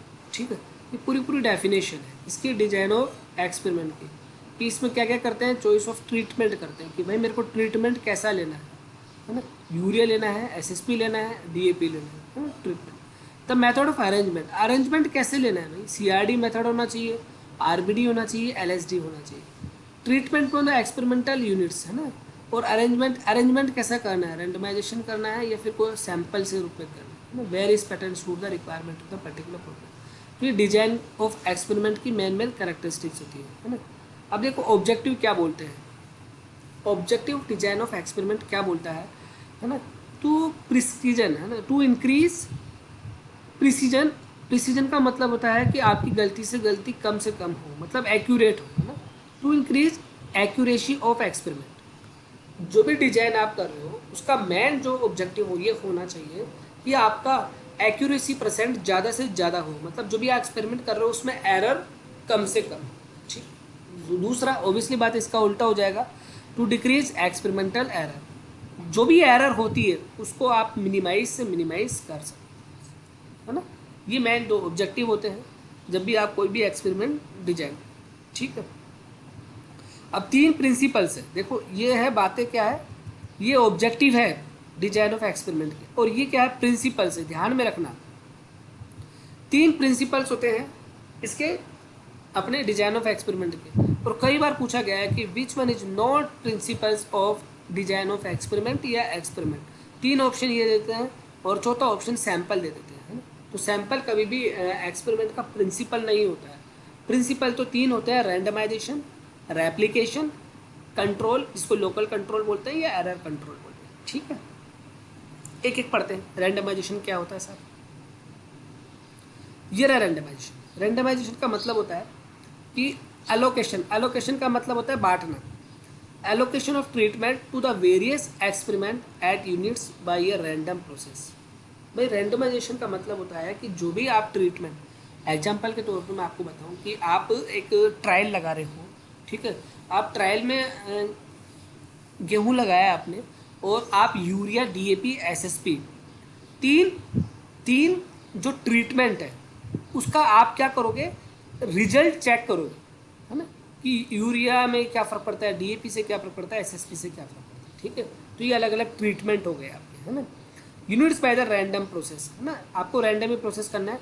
Equally change for treatment, equally chance मतलब सबको chance मिलना चाहिए बराबर बराबर treatment का। और एस्टिमेशन ऑफ एरर, है ना, ये एस्टिमेशन एरर के लिए यूज होती है रैंडमाइजेशन, मतलब कि एरर रैंडमाइजेशन इसलिए करते हैं कि आपकी एरर कम से कम हो सके, है ना। रैंडमाइजेशन का मतलब ये है कि आप रैंडमली, है ना, रैंडमली आपको ट्रीटमेंट आपको बिछाना है, ठीक है। दूसरा होता है रेप्लिकेशन। रेप्लिकेशन क्यों बोलते हैं कि भाई यहाँ पे replication of treatment under experiment used for increase precision experiment. Replication का मतलब होता है कि यूरिया अगर आप ले रहे हो, है ना, तो आपने यूरिया, सपोज करो यूरिया लिया एक फील्ड में, एक फील्ड में डीएपी लिया, एक में आपने क्या किया, एसएसपी लिया, तो यूरिया के कम से कम एक सैंपल मत लो, मतलब एक जैसा ही मत लो, यूरिया के कम से कम 2 से 3 आप सैंपल लो, जिससे क्या होगा, रेप्लिकेशन हो, है ना। जिससे क्या होता है कि अपने एरर कम से कम हो सके, मतलब जो अपन रिजल्ट करना चाह रहे हैं वो अच्छे से अच्छा हो सके, ठीक है। तो ये रेप्लिकेशन होता है, मतलब उसका रेप्लिकेट करना, उस एक्सपेरिमेंट का रेप्लिकेट। लोकल कंट्रोल मैंने आपको शुरू में बताया था, स्टैटिस्टिक्स की एक लिमिटेशंस होती है कि इसमें डेटा को हमेशा किसी न किसी से कंपेयर किया जाता है ना, कभी भी सिंगल डेटा यूज नहीं किया जाता है। तो जो नॉर्मल तरीके से, मतलब जिसके अंदर अपन कुछ भी नहीं करेंगे, जो नॉर्मल अपन ने वीट उगा रहे हैं उसको अपन बोलते हैं लोकल कंट्रोल। उसमें अपन ऐसा कुछ भी एक्स्ट्रा नहीं डालने वाले, ठीक है। Without treatment block is local control, है ना। इसमें कोई भी ट्रीटमेंट अपन नहीं डालेंगे, जो नॉर्मली चलता आ रहा है वही प्रोसेस करेंगे, अपन इसमें ट्रीटमेंट यूज नहीं करेंगे, है ना। वो क्या कहलाता है, लोकल कंट्रोल कहलाता है, ठीक, लोकल कंट्रोल। तो 3 प्रिंसिपल्स होते हैं किसके अंदर, क्या सर? प्रिंसिपल्स, 3 प्रिंसिपल्स होते हैं। एक होता है रैंडमाइजेशन, एक होता है रेप्लिकेशन, एक होता है कंट्रोल, जिसको लोकल कंट्रोल या एरर कंट्रोल, ठीक है। रैंडमाइजेशन का मतलब होता है कि आप जो भी आपकी सोइल, जो भी ज़मीन है, जो भी आप ट्रीटमेंट ले रहे हो, है ना, उसको रैंडमाइजेशन, मतलब आपको, जैसे मैं आपको एग्जांपल के तौर पे मैं बताऊं कि 1 बीघा खेत है, ठीक है, 1 बीघा खेत में आपको मतलब 3 ट्रीटमेंट लेने हैं। ट्रीटमेंट 3 हो गया, एक यूरिया, डीएपी, एसएसपी, है ना। अब आपके मन में ये नहीं आना चाहिए कि यूरिया को मैं जैसे उस खेत का डायरेक्शन में अगर मैं बताऊं कि खेत के डायरेक्शन में एक तरफ दीवार है, एक तरफ रोड आ गई, ठीक है, एक तरफ पेड़ है ना, और एक तरफ रास्ता है, ऐसा मानो आप। एक खेत है, उसके चारों तरफ एक तरफ दीवार है, एक तरफ आपके रोड आ गई, एक तरफ आपके पेड़ आ गए, और एक तरफ आपके रास्ता, नॉर्मल आने जाने का रास्ता। तो यहाँ पर आप ये फिक्स नहीं कर सकते कि मैं यूरिया तो ऐसा है कि यूरिया तो मैं अपने यहाँ पे लगा लेता हूँ, पेड़ के नीचे लगा लेता हूँ, और डीएपी दीवार के नीचे पास इस तरफ लगा लेता हूँ, है ना, और एसएसपी मैं अपने जो रोड जा रहा है उसकी तरफ लगा लेता हूँ, है ना। तो ये कहता है कि आपको फिक्स नहीं करना है, पहले आप मन मर्जी से आपको लगाना है ना। आपको पर्ची खोलनी है कि जो जिधर आ जाए उसको उधर लगाना है, वो कहलाता है रैंडमाइजेशन। मतलब अलोकेशन, अलोकेशन का मतलब होता है allocation of treatment of various experiment, मतलब इधर उधर आपको बांटना, इधर उधर आपका लगाना। आप पहले से फिक्स नहीं कर सकते कि मेरे को इधर एसएसपी ही डालना है और इधर अपने को यूरिया ही डालना है, ठीक है। जैसे अपन लॉटरी निकालते हैं, लॉटरी सिस्टम निकालते हैं, तो लॉटरी सिस्टम में क्या होता है, क्या पहले से पता होता है कि अपने को कि भाई इस बंदे को अपने को इनाम निकालनी? नहीं, अपन ने एक बक्सा रख दिया पूरा, उसके अंदर पर्ची डाल दी और उसमें से किसी के भी उठा लिया अपन।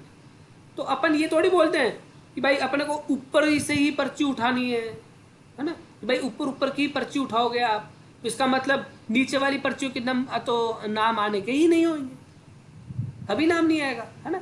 तो इसका मतलब क्या बोलते हैं कि आपकी मर्जी, पूरा हाथ घुमाओ, आपकी पर्ची जहाँ से पर्ची उठाओ, ठीक है। तो उसको बोलते हैं रैंडमाइजेशन। रेप्लिकेशन का मतलब हो गया, रेप्लिकेशन का मतलब क्या हो गया कि भाई कि मेरे को पर्ची निकालनी है, ठीक है, बट पर्ची निकालने के लिए मैं, हो सकता है कि मेरा नाम, है ना, मेरा चांस, जैसे एक बार एक पर्ची मेरे नाम से डाली तो मैं, और टोटल 100 पर्चियाँ डाली, तो मेरा चांस कितना है, 1/100। बट मैं चाहता हूँ कि मेरा नाम ज़्यादा है, तो मैंने रेप्लिकेशन कर दी, मेरे नाम की मैंने 10 पर्चियाँ निकाल दी, 10 पर्चियाँ डाल दी, ठीक है। तो मेरे चांस क्या हो गए, अब मेरे चांस बढ़ गए अब आने के, है ना, कि भाई 10/100 हो गए, है ना। तो रेप्लिकेशन का मतलब होता है कि जो भी आप ट्रीटमेंट कर रहे हो, है ना, ट्रीटमेंट कर उसका रेप्लिकेट करो, है ना, 2 से 3 बार उसको रिपीट करो, है ना। मतलब आपने जो खेत में जगह बना दी है और आप यूरिया ले रहे हो, तो यूरिया को 4-5 जगह यूरिया कर करके देखो आप। ऐसा नहीं कि एक ही जगह यूरिया का एक्सपेरिमेंट करके देख रहे हो आप, नहीं, 4-5 जगह करके देखो। डीएपी भी ले रहे हो तो 4-5 जगह करके देखो, और एसएसपी भी ले रहे हो तो 4-5 जगह करके देखो। इससे क्या होगा, आपको एग्जैक्ट पता पड़ेगा, है ना, एरर कम होगी आपकी। और कंट्रोल तो आप जानते ही हैं कि ऐसी जगह जहाँ पे आपको न यूरिया डालना है, न आपका डीएपी डालना है, और न ही आपका एसएसपी डालना है ना, किसी प्रकार का एक्सपेरिमेंट आपको नहीं डालना है, ठीक है। तो ये हो गया आपका 3 प्रिंसिपल्स ऑफ डिजाइन, है ना, जो एक्सपेरिमेंटल डिजाइन होते हैं उसके 3 प्रिंसिपल्स होते हैं, ठीक है। अब डिजाइन यहाँ पे कितने प्रकार की होती है, डिजाइन यहाँ पे आपको पढ़ेंगे तो 4 प्रकार की डिजाइन अपने को पढ़ेंगे। वैसे तो 5 प्रकार की है मैन, पर अपन 4 प्रकार के डिजाइन, उसमें भी अपन क्या क्या मेन कैरेक्टरिस्टिक्स है, क्या क्या उनकी कैरेक्टरिस्टिक्स है, वो सारा मैंने सारणी वाइज से उसको बना रखा है, ठीक है, सारणी वाइज उसको सारा बना रखा है, ठीक है। वैसे तो 4 प्रकार की, पर एक स्पेशल टाइप की होती है 5 प्रकार की, है ना। तो ठीक है, आप बोल सकते हो कि 5 प्रकार की अपने यहाँ पे क्या होता है, डिजाइन होती है। ये एक ही पन्ने पे बनवाया था, पर उसने क्या फोटोकॉपी लेते वक्त उसने अलग अलग कर दिया, ठीक है। ये तो आपको एक ही पन्ने पे मिलता है 1 2 3 4 5। तो सबसे पहला होता है सीआरडी। सीआरडी आप फुल फॉर्म देखो पहले, कंप्लीटली रेंडमाइज्ड डिजाइन। इसमें क्या होता है कि जो 3 प्रिंसिपल्स होते हैं उनमें से सिर्फ 2 ही प्रिंसिपल्स इसमें फॉलो करते हैं। पहला रेप्लिकेशन और दूसरा रैंडमाइजेशन, सिर्फ 2 ही प्रिंसिपल फॉलो करते हैं। इसमें लोकल कंट्रोल वो हमेशा एब्सेंट होता है, भाई कंट्रोल इसमें जरूरत तो नहीं होती है ना। तो इसको no way control of error भी अपन कहते हैं, या वन वे क्लासिफिकेशन कहते हैं, क्योंकि एक इसके अंदर अपन ने प्रिंसिपल्स एब्सेंट कर दिया है, ठीक है। अब यहाँ पे एक और इसकी खास बात होती है कि जो ट्रीटमेंट होते हैं उसके नंबर यहाँ पे क्या करते हैं, लिमिटेड नंबर पे ही यूज कर सकते हैं। ऐसा नहीं है इनफाइनाइट नंबर पे आप इसको यूज कर लो, है ना, आप नहीं कर सकते, ठीक है। और इसकी डिग्री ऑफ फ्रीडम, जैसे मैंने आपको बताया था ना, एरर, कि भाई थोड़ी बहुत एरर हो सकती है, तो उस एरर को निकालने के लिए एक फॉर्मूला होता है। तो T-1, टी मतलब कितने नंबर ऑफ ट्रीटमेंट लिए, हो सकता है ट्रीटमेंट आपके 4 हो सकता है आपके ट्रीटमेंट 3 हो, जैसे यूरिया, डीएपी और एसएसपी, इसमें कितने ट्रीटमेंट हो गए? यूरिया, डीएपी, एसएसपी में ट्रीटमेंट कितने हो गए? फटाफट बताइए मुझे। यूरिया, डीएपी, एसएसपी में ट्रीटमेंट कितने हो गए?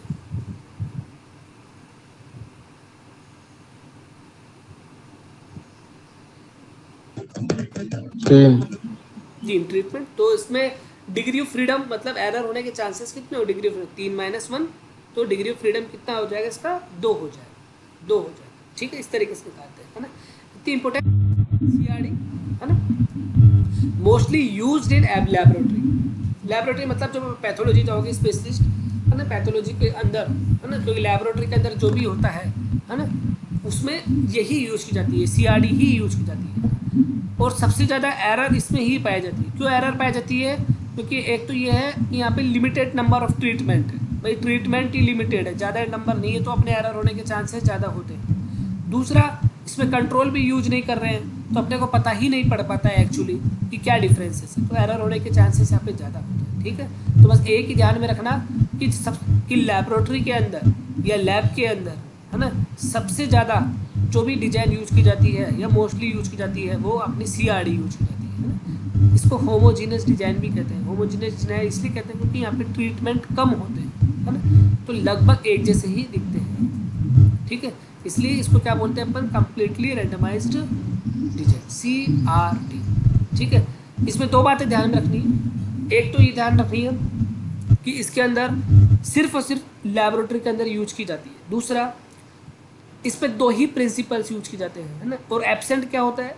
लोकल कंट्रोल एब्सेंट होता है। 3 चीज़ों के अलावा कोई सी भी बात आपको ध्यान में नहीं रखनी है, कोई सी भी बात आपको ध्यान में नहीं रखनी। ठीक है, ये बात भी क्लियर हो गई आपको। उसके बाद आरबीडी की बात करें तो रैंडमाइज्ड ब्लॉक डिजाइन, इसको क्या बोलते हैं? Randomised block design. ठीक है, रैंडमाइज्ड ब्लॉक डिजाइन क्या बोलते हैं? इसमें सारे के सारे प्रिंसिपल्स एब्सेंट प्रेजेंट है, मतलब लोकल कंट्रोल भी प्रेजेंट होता है जो इसमें एब्सेंट था, और रेप्लिकेशन भी प्रेजेंट है, और रैंडमाइजेशन भी प्रेजेंट, तीनों के तीनों इसमें क्या होते हैं? प्रेजेंट होते हैं, है ना। इसमें 1 वे कंट्रोल ऑफ एरर, इसको भी 1 वे कंट्रोल ऑफ एरर कहते हैं। इसको 9 वे कंट्रोल ऑफ एरर कहते हैं, है ना, कि इसमें आप एरर को कंट्रोल नहीं कर सकते, इसमें आप कंट्रोल कर सकते हो। ठीक है, 2 वे क्लासिफिकेशन, इसको 1 वे क्लासिफिकेशन बोलते हैं, इसको 2 वे क्लासिफिकेशन बोलते हैं। इसमें ट्रीटमेंट के नंबर फिक्स होते हैं, है ना, लिमिटेड नंबर होते हैं, 2 3 बस मैक्सिमम है। इसमें नंबर ऑफ ट्रीटमेंट आप 20 तक ले सकते हो। कितने ले सकते हो? 20 तक ले सकते हो। और इसकी जो डिग्री ऑफ फ्रीडम होती है ना, जिसमें एरर अपने को निकालते हैं, degree of freedom of error, वो उसका फॉर्मूला होता है R-1 N-1। R यहाँ पे है रेप्लिकेशन, कितने रेप्लिकेशन आप ली है, और N है यहाँ पे आपके ट्रीटमेंट के नंबर, है ना, नंबर कितने हैं इसमें, है ना? तो इससे आपका फॉर्मूला आपके निकालते हैं। ठीक है, नंबर ऑफ लोकल कंट्रोल या ब्लॉक, नंबर ऑफ ट्रीटमेंट, इसमें जितने भी ट्रीटमेंट लेते हैं, है ना, जैसे 20 ट्रीटमेंट लिए तो आपको कंट्रोल भी कितने लेने पड़ेंगे? 20 ही लेने पड़ेंगे, है ना। ऐसा नहीं है कि एक कंट्रोल ले लो और 20 की ट्रीटमेंट की तुलना कर लो, नहीं।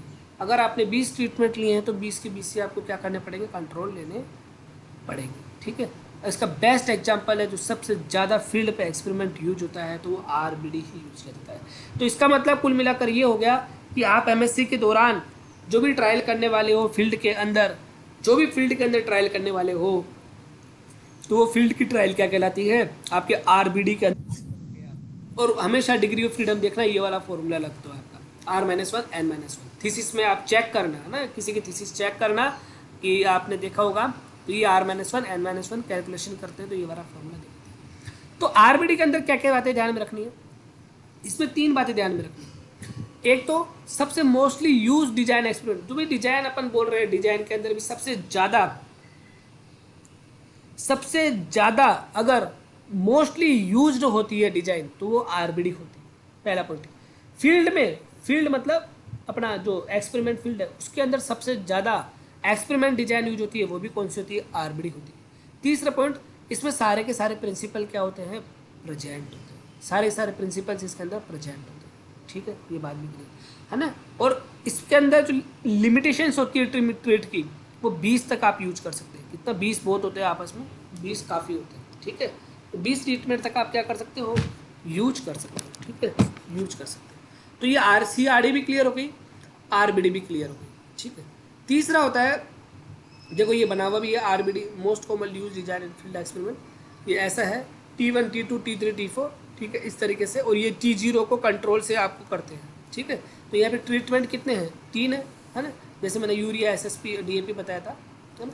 और एक कंट्रोल बना दिए इसके अंदर, है ना। इसके रेप्लिकेशन ये एक एरिया हो गया, इसका सेम टू सेम ऐसा बना दिया, है ना। तो टोटल रेप्लिकेशन कितने हो गए, 2 हो गए। ट्रीटमेंट कितने हो गए, 3 हो गए।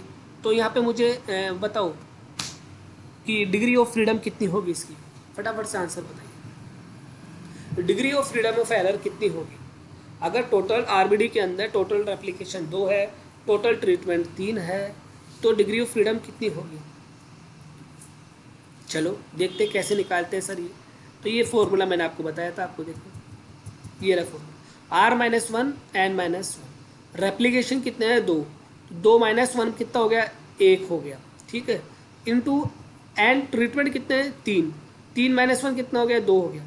तो 2 को 1 से गुना करेंगे तो क्या आंसर आएगा, 2 आंसर आएगा। तो यहाँ पे डिग्री ऑफ फ्रीडम कितनी हो जाएगी इस केस के अंदर, 2 हो जाएगी, ठीक है, डिग्री ऑफ फ्रीडम। तो इस तरीके से क्वेश्चन आए हुए हैं, मैं बता रहा हूँ, मैं आपको बताऊँगा BHU के अंदर। कल मैं सारे क्वेश्चन की प्रैक्टिस करवाऊँगा आपकी, है ना, कि इस तरीके से क्वेश्चन आपके आरबीडी के अंदर आए हुए हैं, ठीक है। इस बात का ध्यान रखना। अब तीसरी चौथी एक स्पेशल टाइप की होती है ना। आपका क्वेश्चन तो आरबीडी के और इसमें से ही पूछा जाता है ना, CRD में से।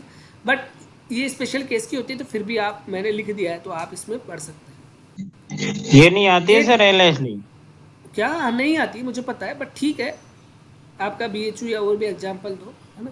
तो आपको सिंपल सिंपल ध्यान में रहे। एक तो उसमें LSD मतलब लैटिन स्क्वायर डिजाइन, इसमें भी तीनों की तीनों वो प्रिंसिपल प्रेजेंट है ना, सारे हैं।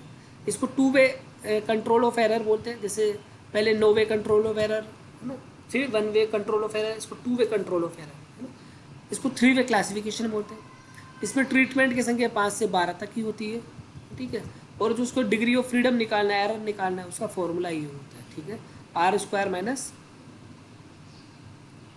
ठीक है, मन, ठीक है, ठीक है।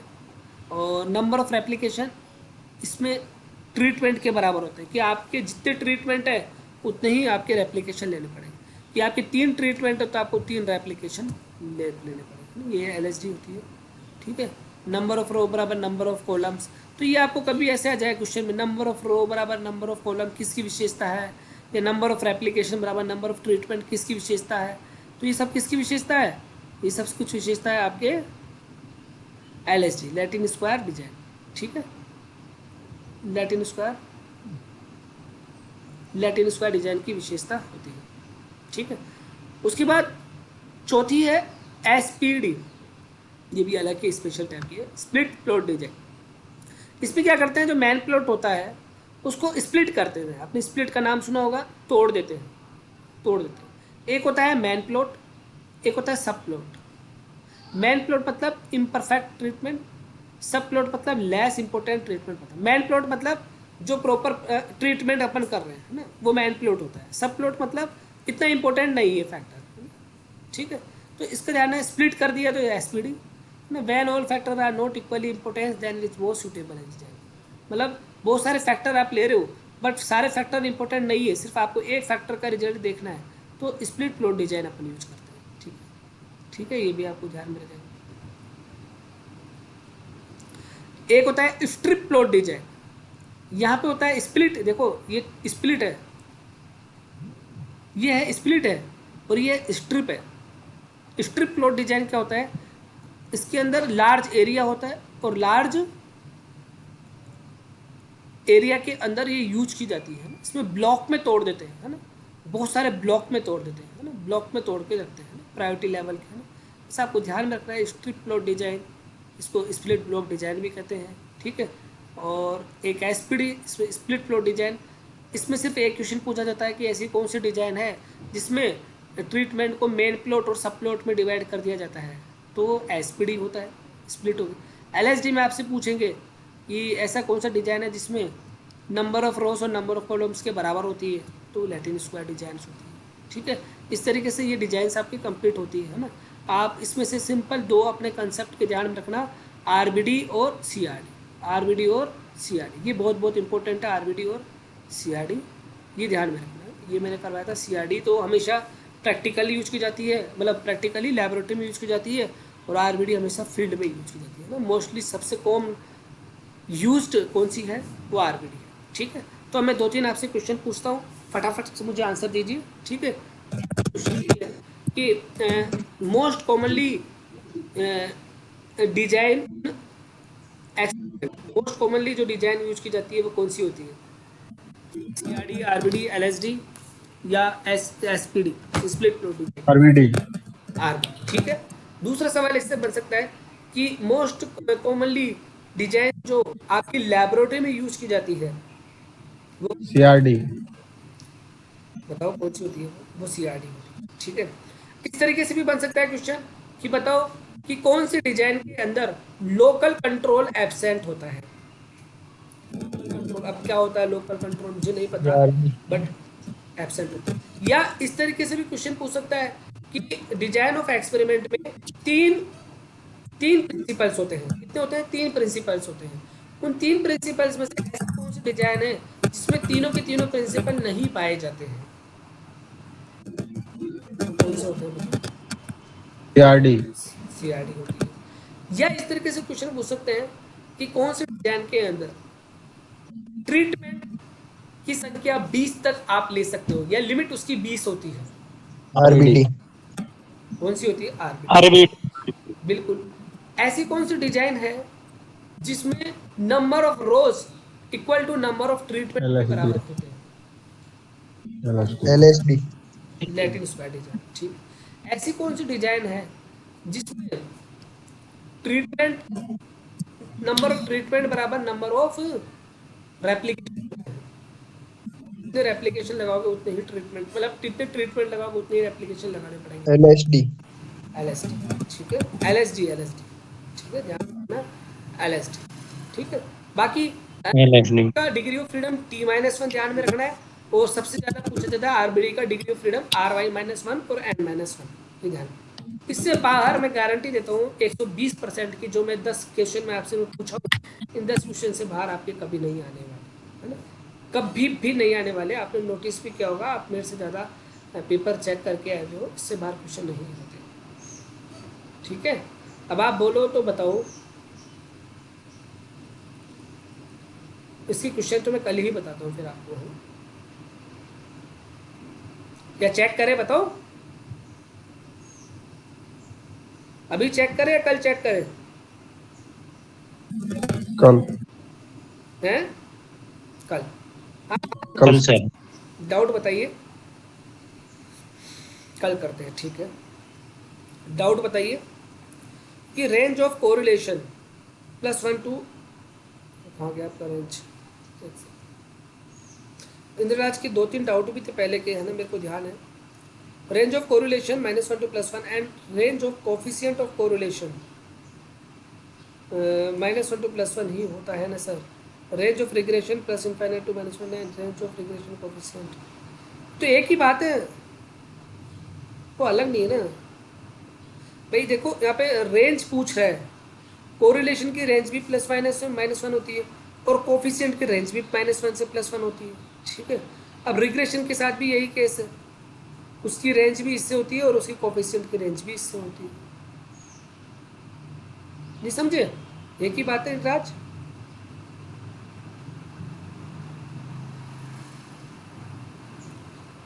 सर कोफिशिएंट लगते तो माइनस हो रही है ना रेंज, वो सही है क्या? पहले तो नॉर्मल देखेंगे तो +1 से -1 हो रही है, लेकिन कोफिशिएंट ऑफ कोरिलेशन लगाते ही -1 से +1 हो रही है। अच्छा, आप ये कहना चाह रहे हो? हाँ, मैं यही पूछ रहा हूँ, ये सही है या गलत है? ये सही है या गलत है, ऐसे बोलते हैं क्या? क्योंकि -∞ टू +∞, इसको ऐसे लिख दिया है कि देखो छोटे से बड़ा। ठीक है, और ग्राफ में क्या होता है, जो रेंज ऑफ कोरिलेशन वो ग्राफ बना रहे हैं, तो पहले ग्राफ पहले पॉजिटिव में होता है और फिर नेगेटिव में जाता है, इस वजह से +1 टू -1 बोलते हैं। जबकि रेंज ऑफ कोफिशिएंट क्या होता है, मैथमेटिकल वैल्यू है। ठीक है, और मैथमेटिकल वैल्यू को स्टार्ट मतलब कम से कम -1 होती है और ज़्यादा से ज़्यादा +1 होती है, इस वजह से इसको ऐसे लिख देते हैं। ठीक है, ये अच्छा, जो यही जानना रेंज ऑफ था। कोरिलेशन बोल रहे हैं वो ग्राफ के रूप में रिप्रेजेंट हो रही है। है ना। और जो आप रेंज ऑफ कोफिशिएंट कोरिलेशन बोल रहे हैं वो मैथमेटिकल रिप्रेजेंट हो रही है ना, अच्छा। इतना सा अंतर होता है। हाँ लगभग एक ही है, ऐसा कोई अलग नहीं है, बस ठीक। अभी आपसे ये ऐसा नहीं पूछेंगे -1 to +1 या +1 to -1, ऐसा नहीं पूछ। और बताइए सर।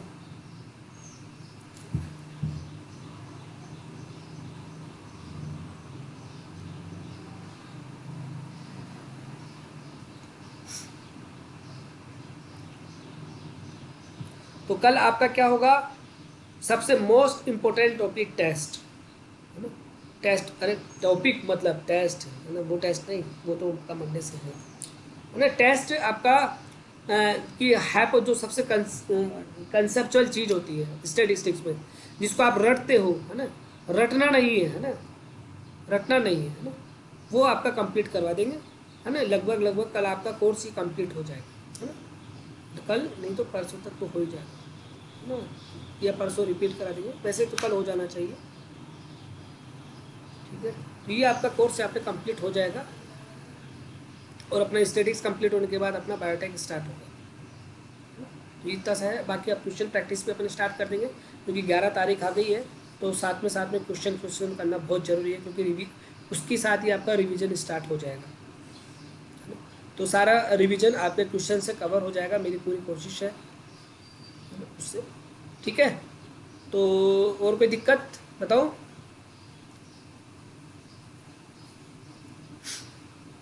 है ना, टेस्ट आज नहीं करते हैं, है ना। इसको थोड़ा समझना, है ना, इसको आप लिख लेना, है ना, थोड़ा सा। जनरल एग्रीकल्चर, ये जनरल एग्रीकल्चर एक्सपर्ट क्या पहली बार आए हैं क्या? सर जनरल एग्रीकल्चर एक्सपर्ट्स, अच्छा नाम चेंज कर दिया आपने, मैं आपको पहचाना नहीं सर। अच्छा नरेश, अभी नरेश कौन है? सर वो क्लास जो अपलोड है उसे ही पढ़ लें। कौन सी, कौन सी? हेलो बोलो। इंजीनियरिंग की सर।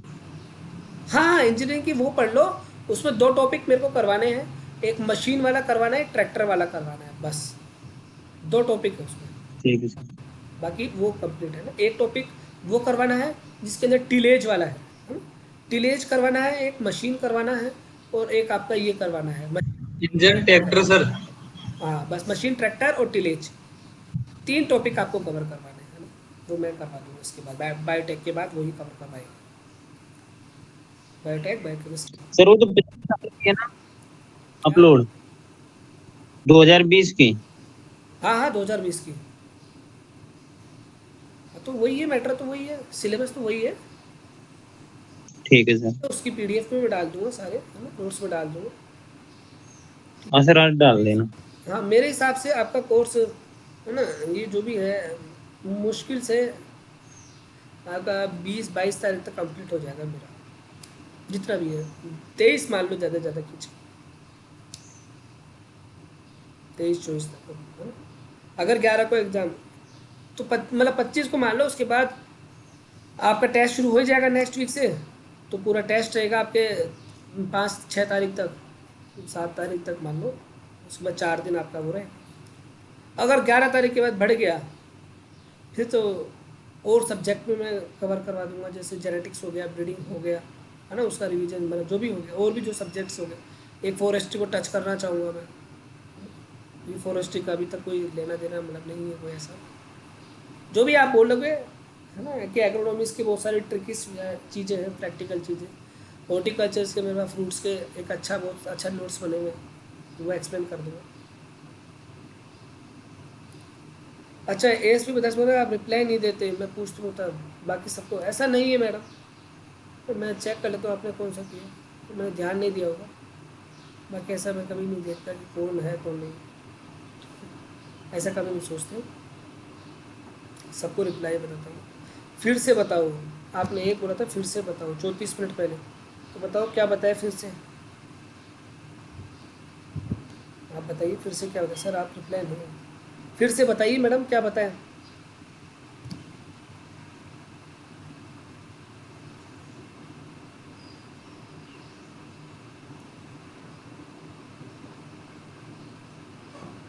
ओके मैम, ध्यान आगे से ध्यान रहेगा, है ना। उसको मैं चेक करते रहूँगा कि भाई आपका ये मैसेज ऐसा नहीं। ठीक है, तो आप बता सकते हैं, अभी पूछ सकते हैं, बाकी आप जो भी है आप ऐसा कोई इशू नहीं है ना। अपनी आज की क्लास तो कंप्लीट हो गई है, कल अपन पढ़ेंगे। सर अपलोड कर देना इसे। ठीक है, इसको और अपलोड, सर वो इंजीनियरिंग के नोट्स डाल देना। इंजीनियरिंग के नोट्स भी डाल दिए जाएंगे। ठीक है, इंजीनियरिंग के नोट्स के लिए भी डाल दिए जाएंगे। और बताइए, अच्छा ये कुछ कह रहे हैं, सेकेंड, जीआरएफ के लिए कौन से सब्जेक्ट पढ़ने होते हैं? बताइए सर, जीआरएफ के लिए कौन से सब्जेक्ट पढ़ने होते हैं?